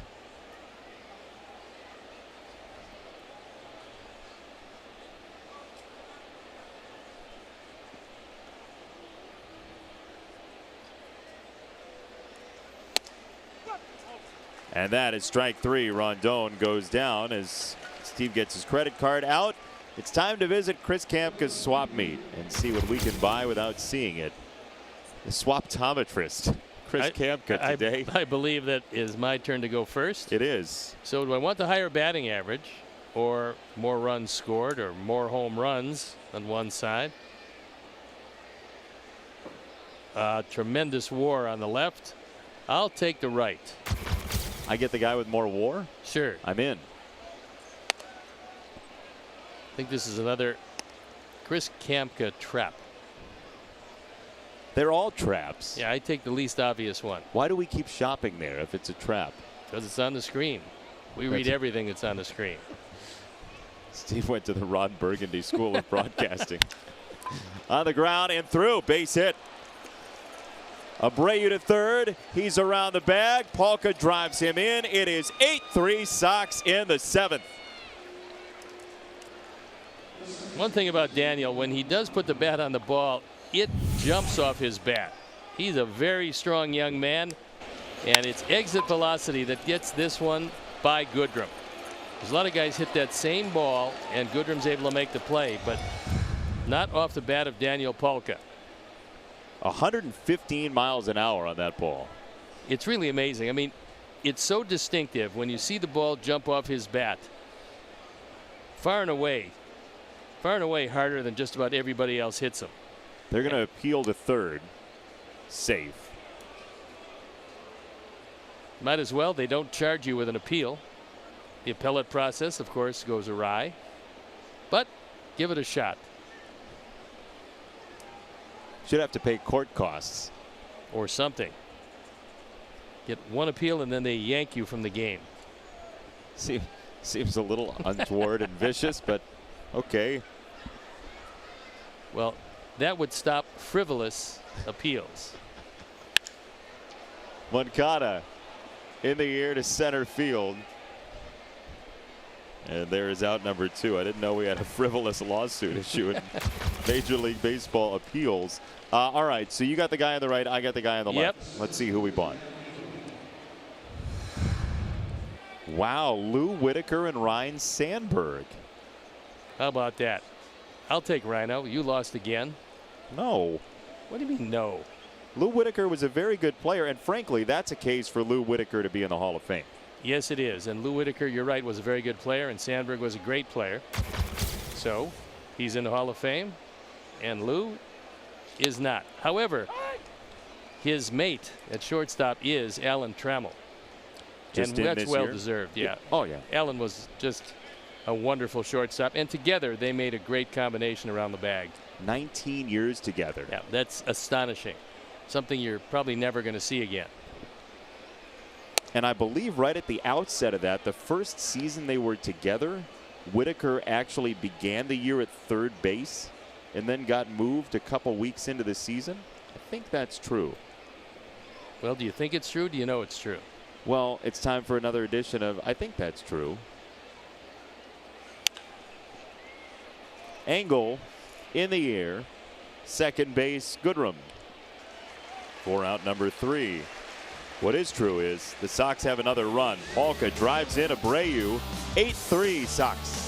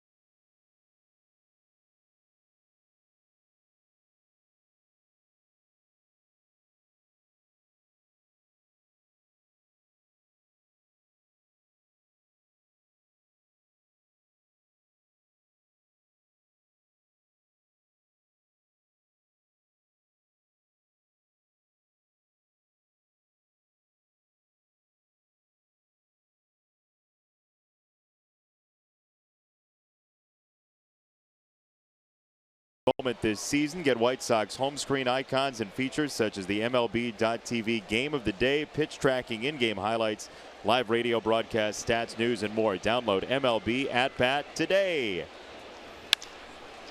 Volstad gets a ground ball on his first pitch, bottom 7, and Jacoby Jones is out. 8 outs to play with now. The Sox need to get a win.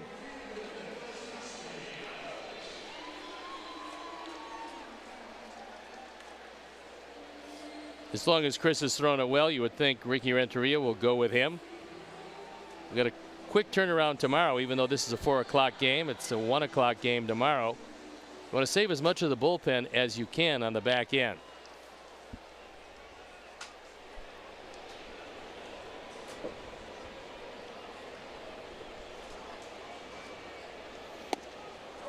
There's a strike to Castellanos. It was talking about Lou Whitaker. It was not his rookie season that he played some third. It was after an All-Star season. The Tigers had a kid named Chris Pitaro that they wanted to try out at second base. They moved Whitaker to third for like a week, and then Lou said, "Give me my position back." So they didn't play together for 19 years, and he didn't start the season playing third base. So when well, you he say did is later this in true, his career, then it would not be. No, yeah, what I said earlier was not true. Well, it was in part true. No, not true at all. It was not sort even of true. part. Not even fairly true. Well, he did play some third base. No, not true at all. Sorry, you're 1 for 2, and is it true? You're fun to talk to sometimes. It's 1 and 2 on Castellanos. If only I could have a ball do just what Volstad did there. You buzz me up and in? Yeah, Gucci only had to duck. Hopefully your reflexes aren't as good. They're gone. Yeah? Yeah. How about that, though? Sparky Anderson trying to get somebody else in the lineup, asks Lou Whitaker to move to third base just for a short while. And then after about a week, he says, no thanks. I actually, somewhere in my memory banks, remember that time. One of the things that Sparky was trying to make a case for. No, he was trying to make a case for Pitaro being the next star of this team, which is why he moved Whitaker. And as it worked out, as we know, Sparky was a very good evaluator of talent, just not in that case. So you did remember what I was talking about. Yeah, but I wasn't going to tell you that. I was going to wait for you to stumble around for a bit and then see how it played out. What a great partnership we've got going. And how can you tell me what I said wasn't true? It was true. He did move. I just had the year wrong. And the start of the season wrong. Well, no, it was at the start of the season that he moved him. Yeah? Well, you're still wrong. So pleasant. 2-2. That one's hit well to left field, down the line toward the corner, and foul. You think Lou Whitaker should be a Hall of Famer? Or do you disagree with me on that too? Higher WAR than Ryan Sandberg. Yeah, I really think that probably as we go along, he has a chance. I think as they look at various things and they figure out guys who have fallen through the cracks, Whitaker might get there. I don't think he's a slam dunk Hall of Famer by any stretch of the imagination, but you know, look, if they make it the Hall of the Very Good, then Lou will get there. 2-2. Into the glove, strike 3. Castellanos fans, and Candelario comes up with nary a runner on base. Which is probably today the best way to face him. Hector Santiago stands to win this if the Sox can put together 7 more outs. And Candelario will turn around from the left side.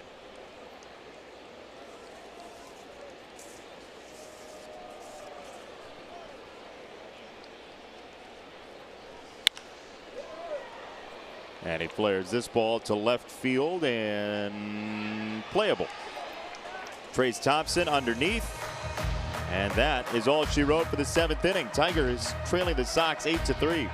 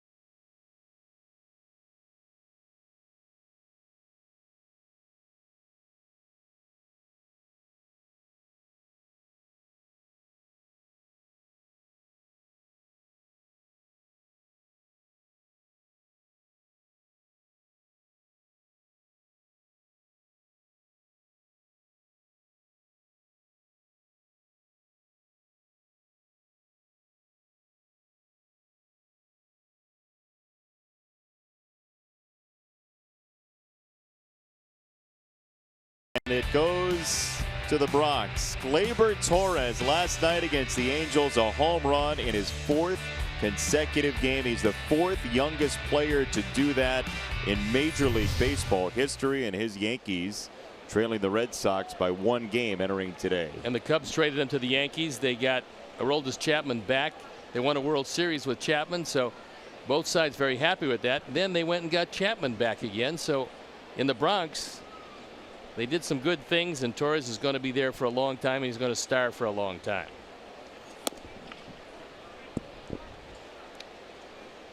That Yankees team, our old friend Tommy Kahnle just activated from the DL yesterday. And Greg Bird coming back from injury. We were talking about youngest players to hit a home run in 4 straight games. Gleyber Torres, the youngest in American League history, 4th youngest ever in the majors.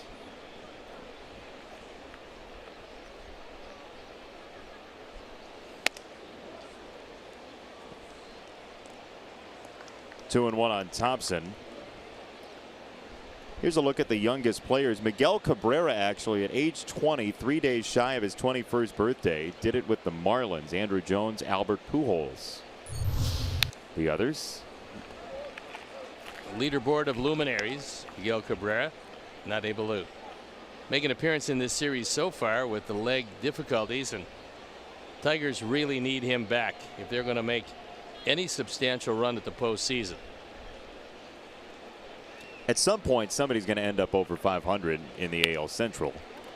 This ball is blooped out to right field and down. Base hit for Trace Thompson. He's 1 for 4.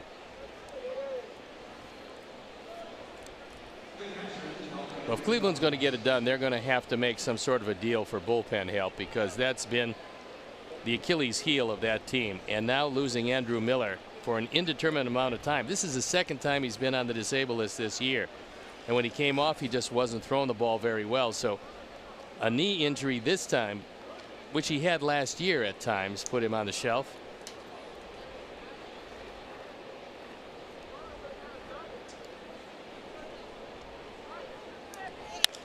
Gonzalez first pitch hunting, and you go from unbeatable to extremely mortal, and there's a huge net loss for that bullpen. I mean, he's supposed to be one of those guys in the back end of games closing things down.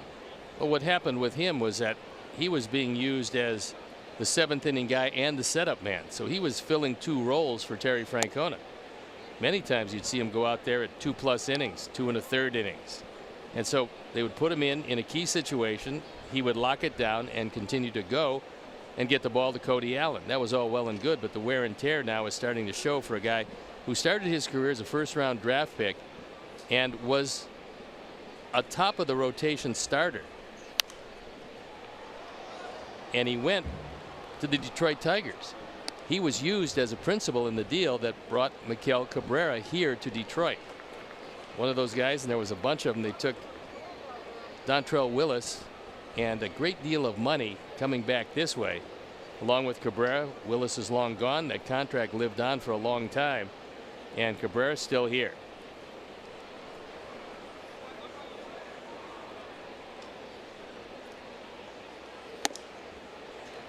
Upstairs for strike 3. 10th strikeout for Sox hitters in the game. 1 down, 1 on for Tim Anderson.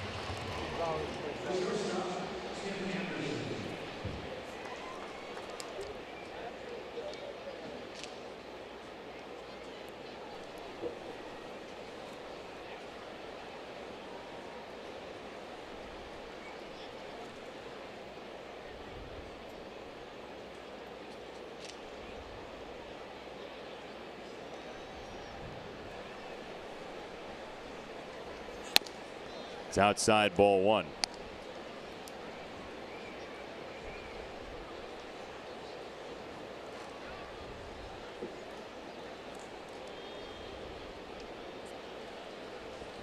Double figures in home runs for Tim Anderson. 6 of those in 3 games. Not 3 consecutive, but 3 multi-homer games already this year for Tim. So if he can continue this, maybe he'll just hurt that thumb and keep it hurt, because maybe he's not over swinging. And last couple of days with a sore thumb, he's looking pretty good. 5 hits in 2 games.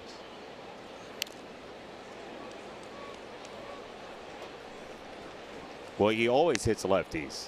He always has since he came up in 2016, and that's why you see him at the top of the lineup when a left-hander's on the mound. Daniel Polka, a home run today. Abreu, 2 doubles and a homer. 2 driven in, 2 runs scored.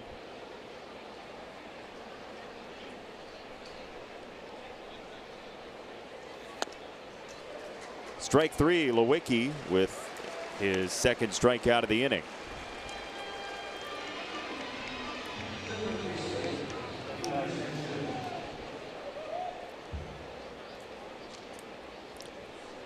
Now Yomer Sanchez, who is 0 for 4 with 3 strikeouts today.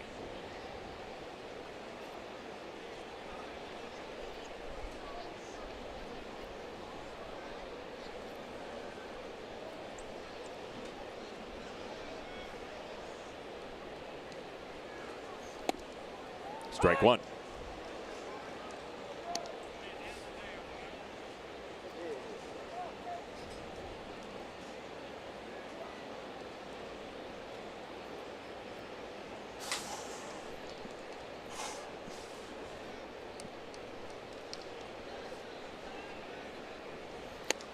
Oh, and 2 on Sanchez.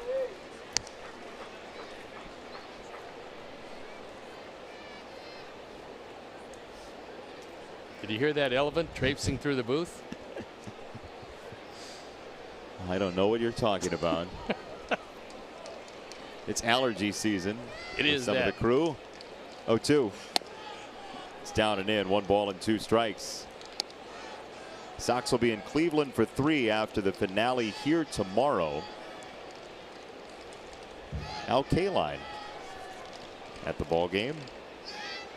Saw Al before the game. He looked a little different than that Al. What a nice man he is. Assistant to the general manager. Goodrum to second, and that will do it. Bottom 8 coming next, but first Layla Rahimi will have an update for you after you hear this.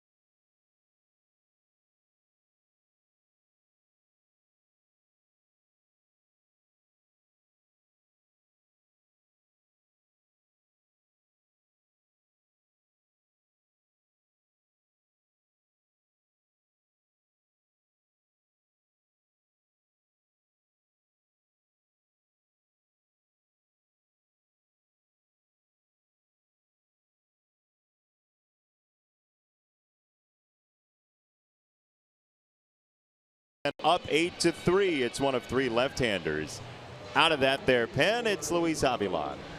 Avilan comes in after a fine performance by Chris Volstead, who went a couple of innings. There you look at the numbers on Luis on for the 21st time. His ERA of 4.5 and a 1-0 record with 18 strikeouts in 14 innings.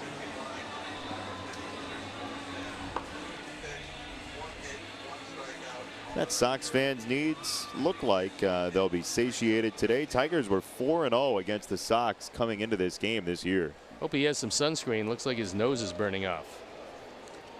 Rudolph, the Sox fan. And there's the way to do it. No sunscreen, no problem. Just get yourself a hand towel, washcloth. If you have the foresight to bring that to the ballpark, why not just grab a hat? Well, because you dip it in Mountain Dew and the caffeine drives you to distraction. That's also a good look. The old napkin mustache. Really tough to get the glue off after the game, but outside of that, it looks pretty good. Please consult your local dermatologist. We went from winter to summer in the snap of a finger. It's really beautiful now. The weather's spectacular. Had a couple of very nice days in Chicago and a couple of very nice days here. Just feels like baseball now. Yes, because you can sit around without a muffler. You have mufflers, don't you? Yeah, I just got a new car. Into left field and a base hit for Victor Martinez, who's 2 for 4.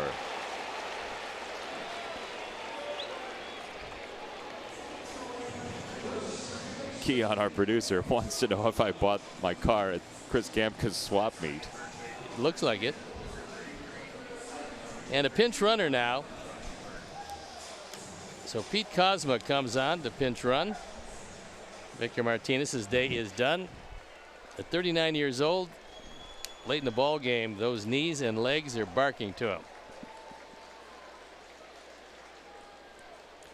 He's earned it. Been a long and very illustrious career for one of the best clutch hitters in the game, Victor Martinez. Do you believe in clutch hitting? Yes. Really? Yeah, I do. Even with all the research that says it's not true? Yeah, but see, you have all that research, and when I called you stat boy, you took exception to that. I still do, yeah, because everyone uses it. I don't have that research, but yeah, I just have the eye test, and Victor has gotten a lot of late hits, driving in a lot of late runs, winning a lot of late ball games. Okay. Yeah. All right. Agree to disagree. For a change? We usually disagree to disagree. 1-1 on Goodrum. Kozma at first. And Nate Jones throwing into pen. Under the watchful eye of Kurt Hassler. Those are two very tall guys. Kurt just a little taller.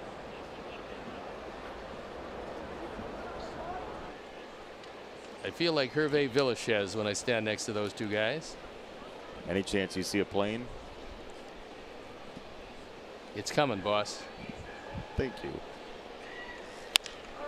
On the ground and through. Base hit for Goodrum. Kozma to second. Goodrum's a pretty nice addition to this team because he can play anywhere in the infield and swing a pretty good bat. So it certainly helped that Ron Gardner was familiar with him. 2 for 3 today with a walk. First out of this inning can't come fast enough for Luis Avilan, considering the Tigers and what trouble they brought last night late. And that's why Nate Jones is up and going, because Ricky Renteria does not want to let this one get away. Last night was a very depressing outcome to a game that the Sox led all game long. It got away late, and Ricky wants to make sure that this one doesn't join it in the L column. Ball 1 to Hicks.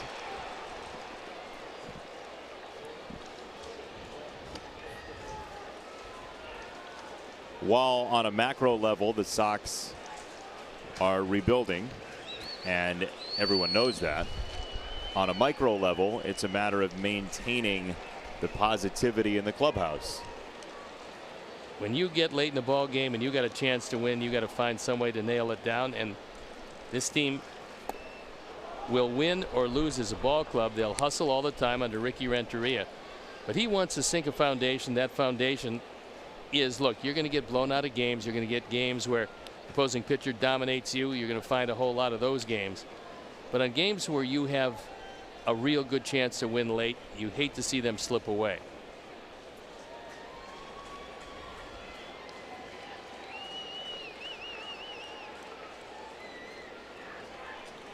The 1-1 Avilan to Hicks.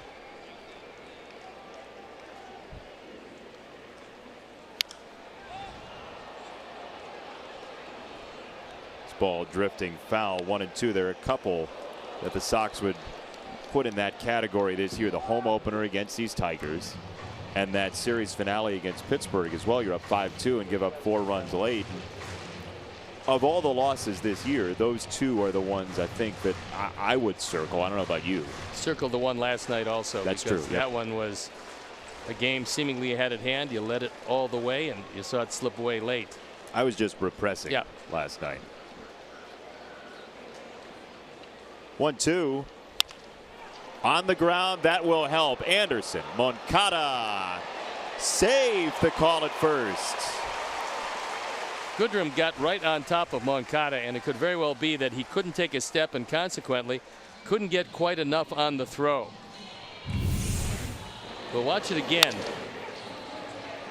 Tim got it there in plenty of time, but what he's saying is that Goodrum went past the bag on the slide, and he thinks it's a roll with a raised right hand, which would make it a double play.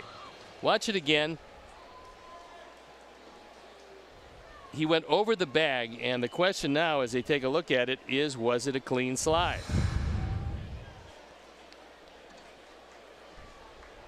Looks like the answer is yes.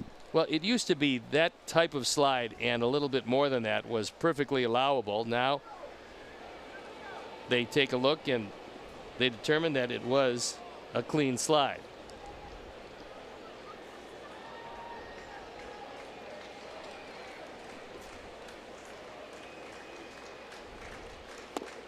First pitch loops in for a strike. And there are certain ways for second baseman to get out of the way, and they used to know all of them. One is to just push back off the bag, in which case the runner has to go to the bag and he can't get a piece of you. If he does, that's interference. The other is to come across the bag, and again, if the runner comes at you, that's going to be interference.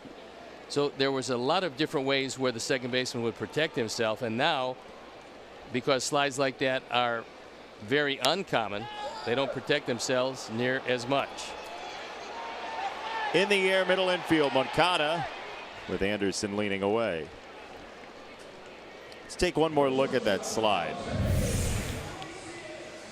You see Yohan just standing right there, and normally that would lose you a knee. He did hook the bag. He went straight toward the bag, and in the interpretation of the umpires, it was a clean slide. But Yohan's going to find a way to protect himself on those, or he's going to wind up getting hurt. And Ricky is going to go to the pen. The criteria is you've got to engage in a bona fide slide. You have to start your slide before you reach the base with your hand or foot, and try to remain on the base as well. So 8-3, go to the bullpen. We'll finish that thought after this.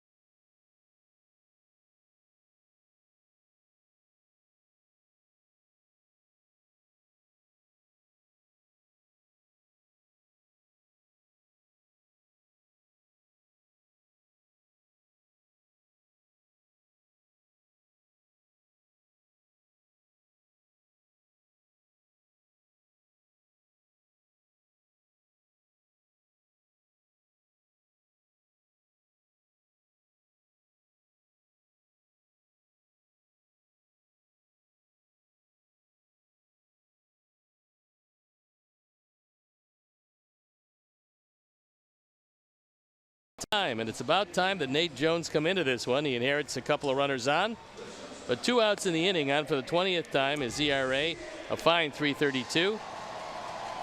He's 2-1. Successful in 4 of 6 attempts at saving a ball game.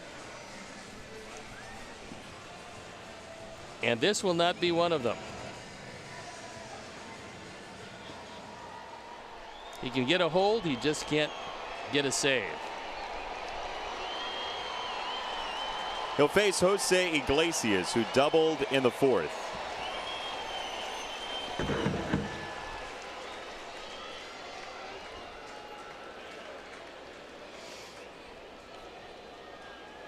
First 2 batters got hits in the inning. 2 down now. And ball 1.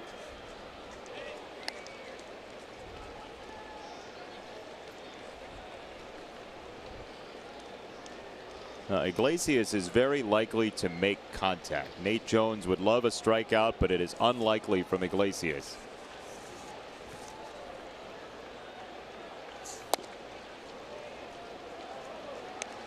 In years past, he was one of the toughest guys to strike out in baseball. This year, it's not easy to strike him out, but he's striking out more frequently. 23 times in 173 at-bats.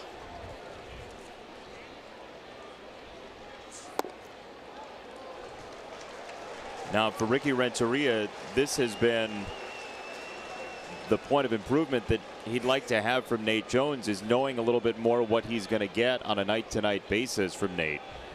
When Nate gets it in the zone, usually he doesn't get hit hard.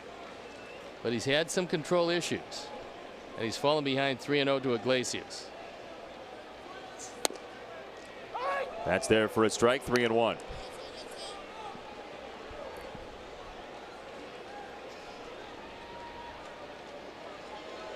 Cosma at third, pinch running for Martinez. Hicks at first.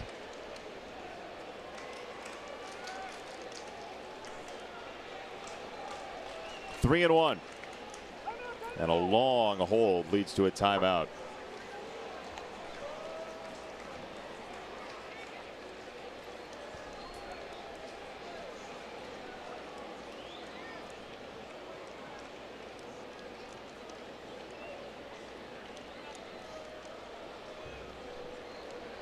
So Nate stepped off and then Iglesias stepped off.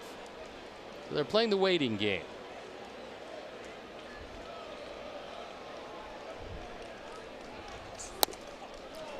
Ball 4, bases loaded.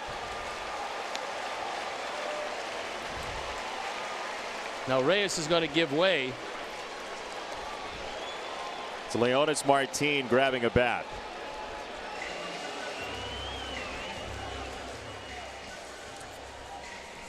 Martin, after a prolonged slump, he was 1 for 25, was 2 for 3 last night. So he started to swing the bat well.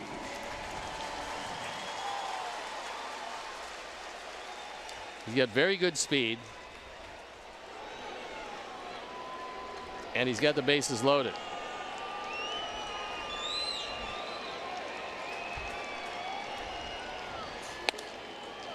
First one, ball 1.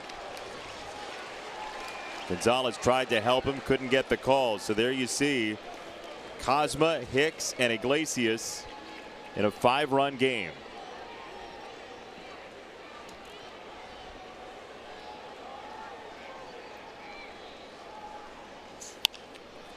Challenged him at 97. Brewer with the bases loaded. Not too good for Martin, and he was beaten on that last fastball. Pulled off the bench to face the stuff that Nate Jones has. Isn't easy. Nope.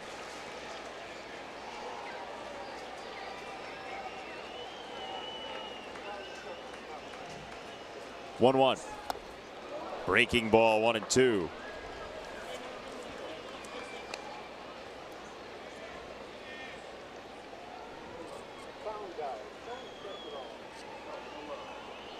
Martin is going to swing at just about everything. It's a nice time to get him out of the strike zone. Another slider down will just about do it.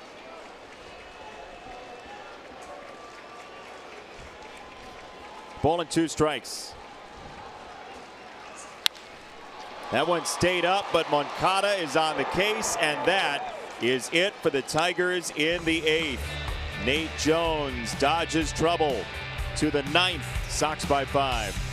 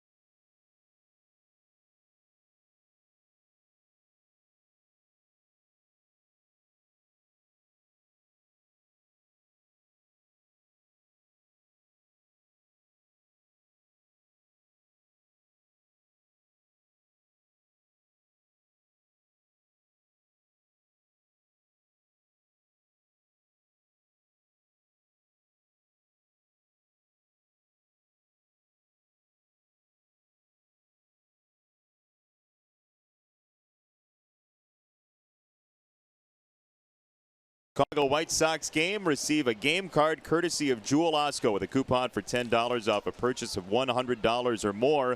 Jewel Osco, local since 1899. Purchase tickets today by visiting whitesox.com or calling 866-SOX game. And some defensive alignment shifting for the Tigers. Leonis Martin stays in. He is in center field. That moves Jacoby Jones from center to left.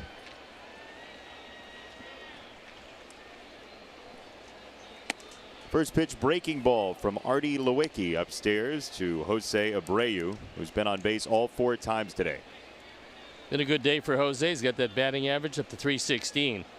He started this run in the low 280s, and it's continued to climb.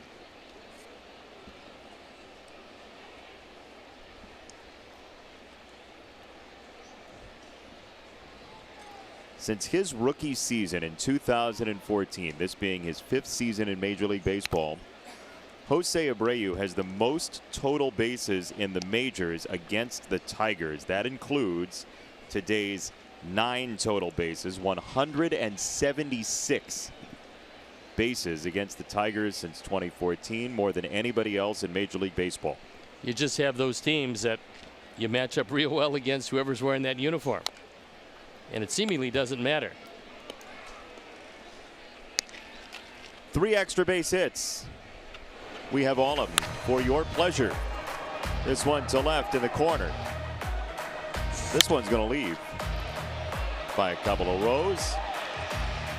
And this one, a roast beef down the right field line. This is a paltry single. Jose Abreu tamed by Artie Lewicki with a leadoff single. Kept him in the ballpark and kept him to just 1 base.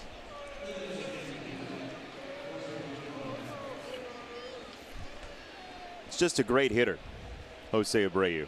He's been that since coming in. He uses the whole field. There's not one way you can pitch him. If you get him out one way and think you can go back there again in the same ball game, usually he burns you. And as he's starting to make more contact, you know the home runs are going to come. That discussion we had the other day about who the White Sox All-Star is going to be, it's starting to look a lot like Abreu. Well, don't forget, at that point, he was not doing what he's doing now. Yeah. But quite obviously, you don't pick All-Stars in the middle of May. You wait a bit.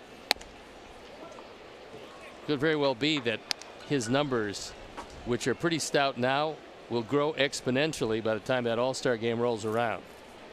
That was one of my favorite parts of going to the ballpark as a kid, is the All-Star ballot with the little dots you had to poke out. Right. Yeah, but you had some hanging Chad problems. Never would have known. They don't send your ballot back. You just put it in and you imagine that your vote was counted. It was. Uh-huh. The 300 or so votes that you had, and you can vote as many times as you want to. Oh, yeah. I'd go to the box and grab 10 of them and sit in the stands and punch out a little hold for Frank Thomas. It's a Chicago tradition. Yeah. One man, 3 votes. 2 balls and 2 strikes on Jose Rondon. How did they vote for the All-Star game when you were growing up? They would walk up and just drop their papyrus into the ballot box. Yeah. What was the box made of? Cloth. Elephant tusk? Whole cloth. Yeah, well, that's true. 2-2. In the air, right-hand side. Castellanos watches it fly away.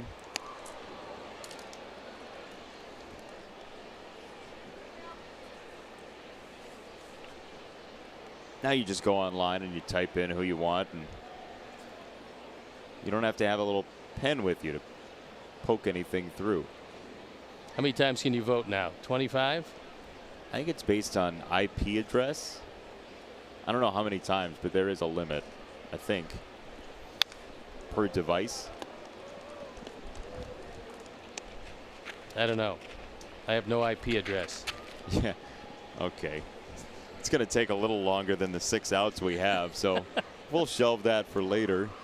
You can tweet at Steve Stone and tell him what an IP address is. Frankly, if you are a hacker, maybe you can tell Steve exactly what his address is. It'll be fun. 2-2. In the air from Rondon. Pretty well hit. Into the graveyard for out number 1. Martin tracks it down. You got to really crank it to get it out that part of the ballpark. And Martin, with great speed, just coming into the ball game, had plenty of room to spare. He's bought his glasses from the Yolmer Sanchez collection.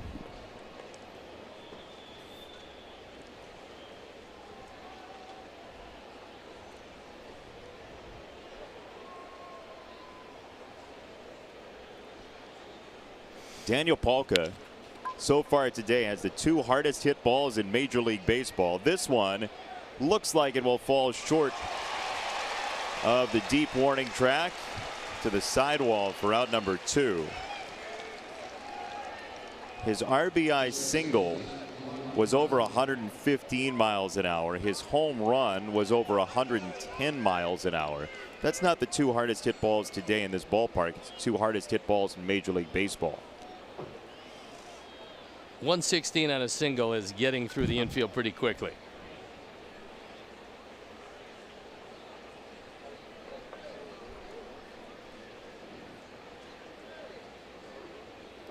Here's Moncada.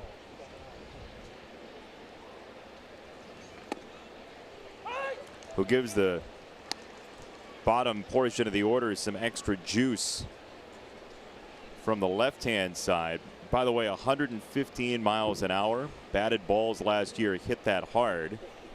There were only 52 of them, as this will do it for the Sox. Batting average last year on balls hit 115 miles an hour, like Palka did earlier, 827. That'll get you somewhere fast.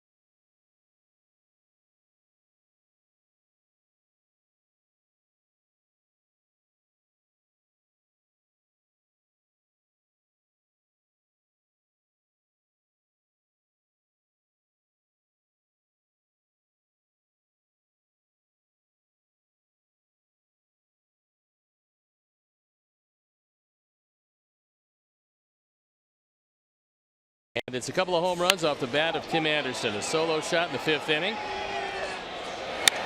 And a big blast, a 3-run homer in the 6th. That helped salt it away as Tim now has 10 home runs. He's got 18 driven in. And Joakim Soria comes in the ball game on for the 18th time. ZRA up close to 5.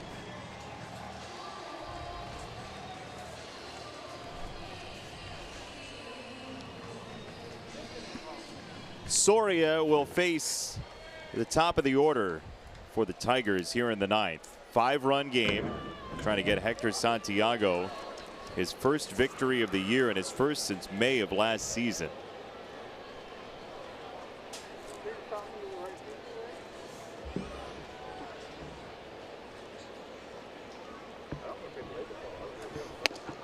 First one, a strike. Trace Thompson into right field for the Sox, and Charlie Tilson takes his spot in left.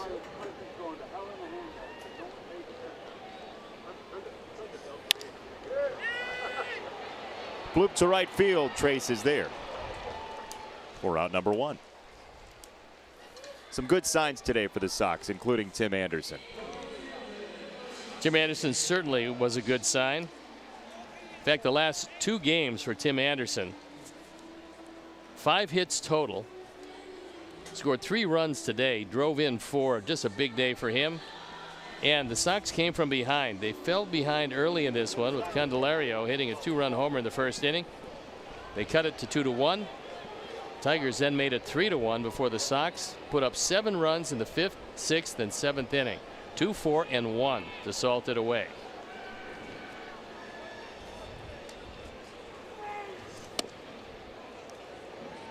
Castellanos takes ball 1. The Sox have quieted him down today. He's 0 for 4 with a run and 2 strikeouts after a 3 for 4 yesterday. If he ends up continuing his streak of multi-hit games, there's a big problem for the Sox.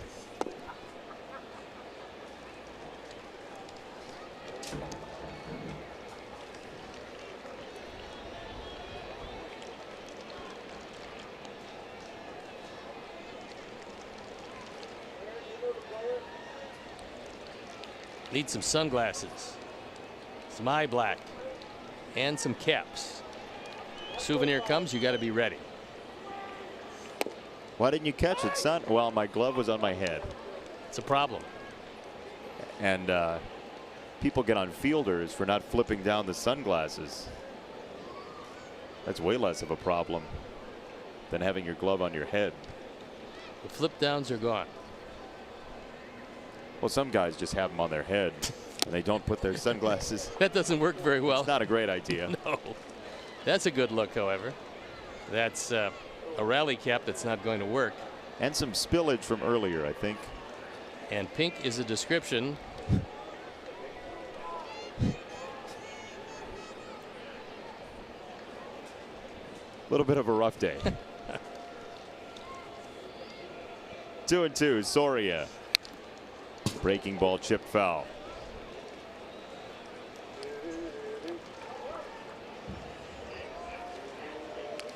Game 3 comes tomorrow. We're expecting sun as well.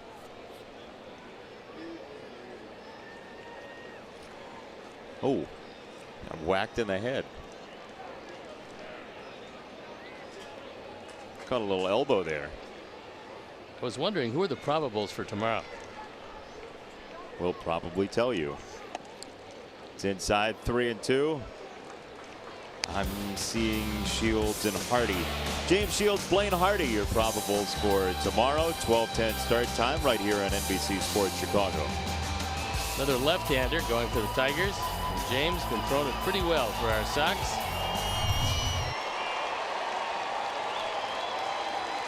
Three and two.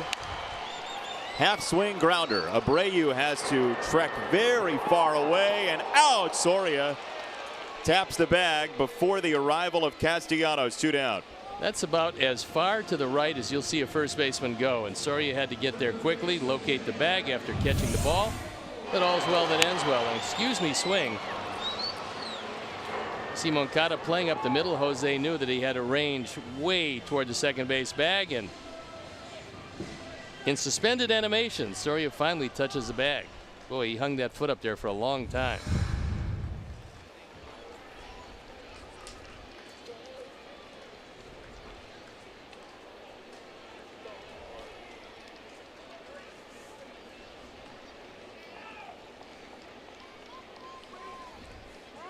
Two down for Candelario.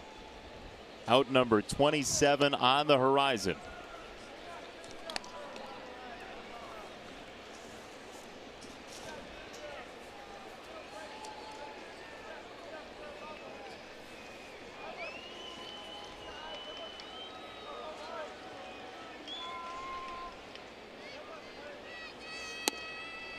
That's there, 1-1.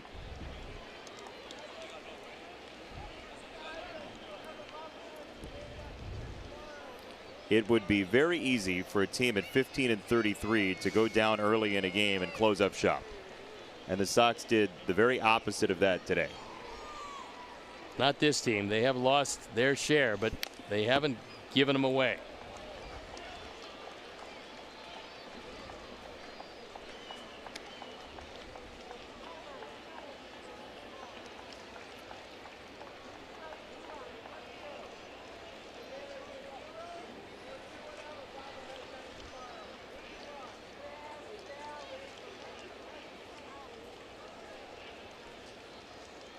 One and two. 2-2.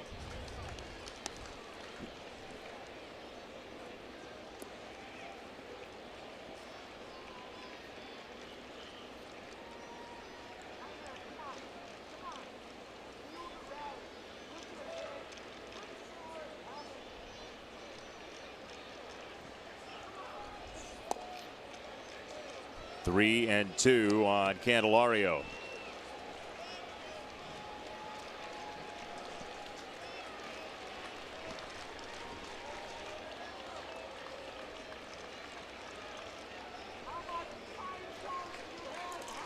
Three balls, two strikes. Fouled off of Gonzalez, and he took that one pretty flush.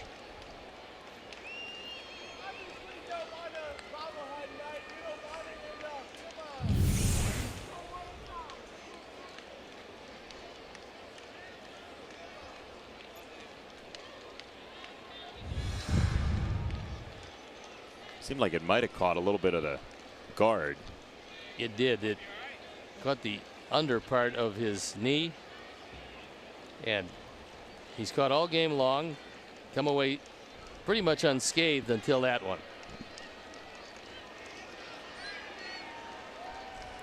Wouldn't be a first major league game if he didn't get hit. 3-2 from Soria. Candelario stays alive.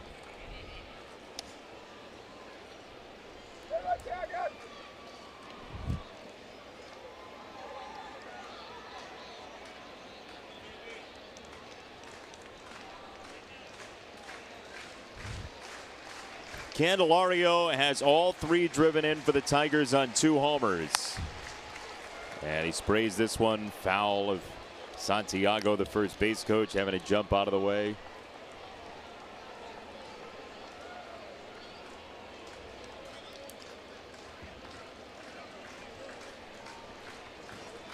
It will take a 9th pitch to get a resolution from Candelario.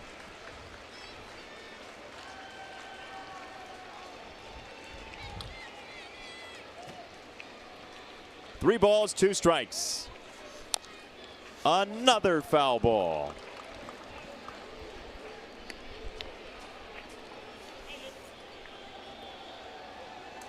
Pete Cosmo, who came on to pinch run for Victor Martinez, is waiting just in case his game stays alive.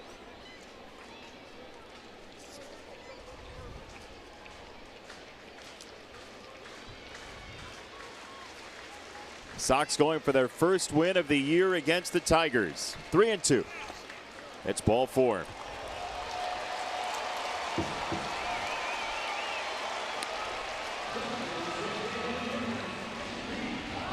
So here is Pete Kozma, the former Cardinal.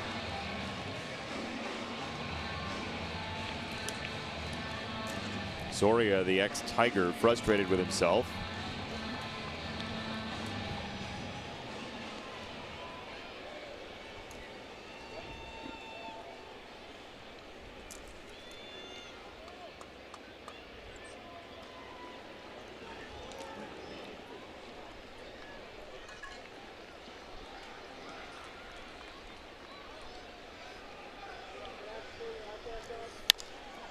Kozma in the air, right field. And Trace Thompson runs out of real estate. Candelario not being held on, so he was running to second base. He'll have to go back.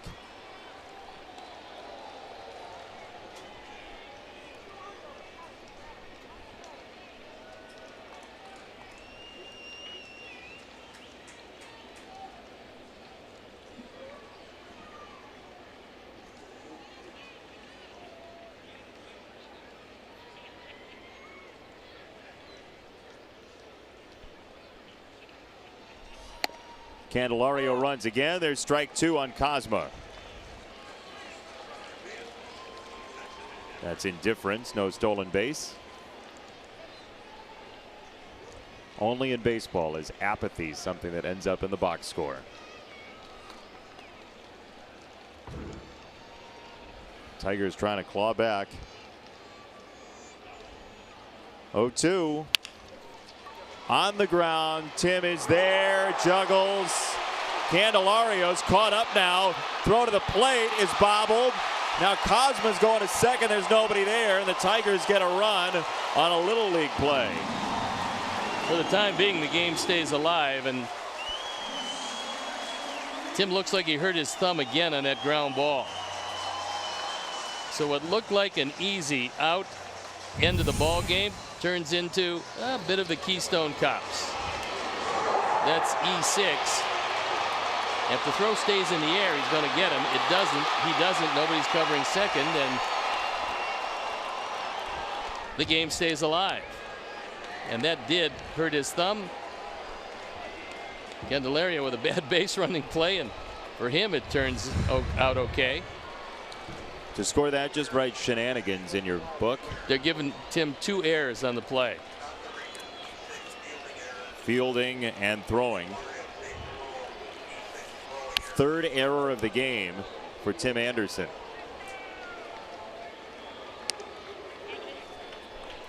There you see that wrapped up thumb. And he's feeling the effects of at shortstop. Trying to work out the kinks.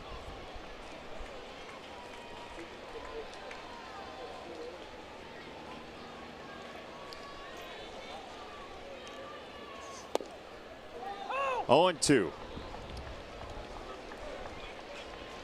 Time to get out of here before anything else happens. Yeah, that didn't look too good.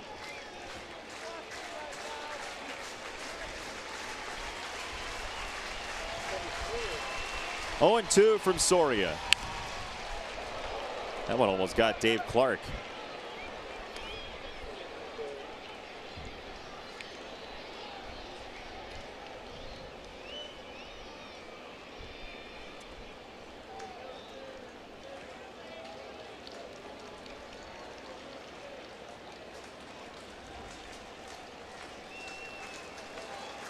Four-run cushion, 2 strikes on Goodrum.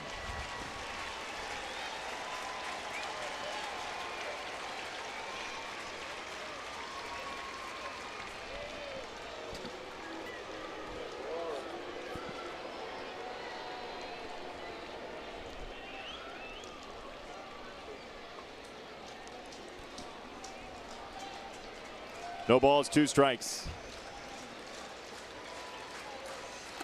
In the dirt.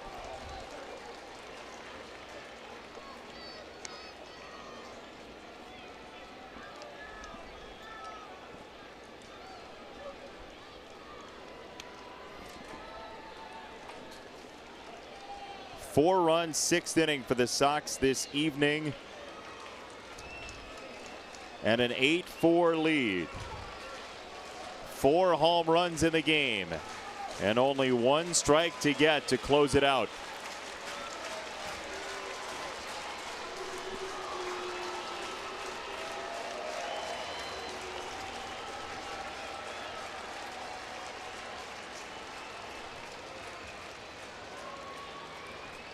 On 1-2. In the air, left center field. Tilson is over. Charlie makes the catch.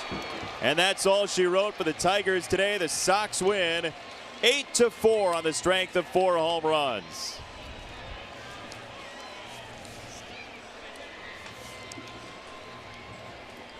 Big offensive day for the boys, and Soria able to nail it down, but not without some adventures in the 9th inning. So in the all's well that ends well column,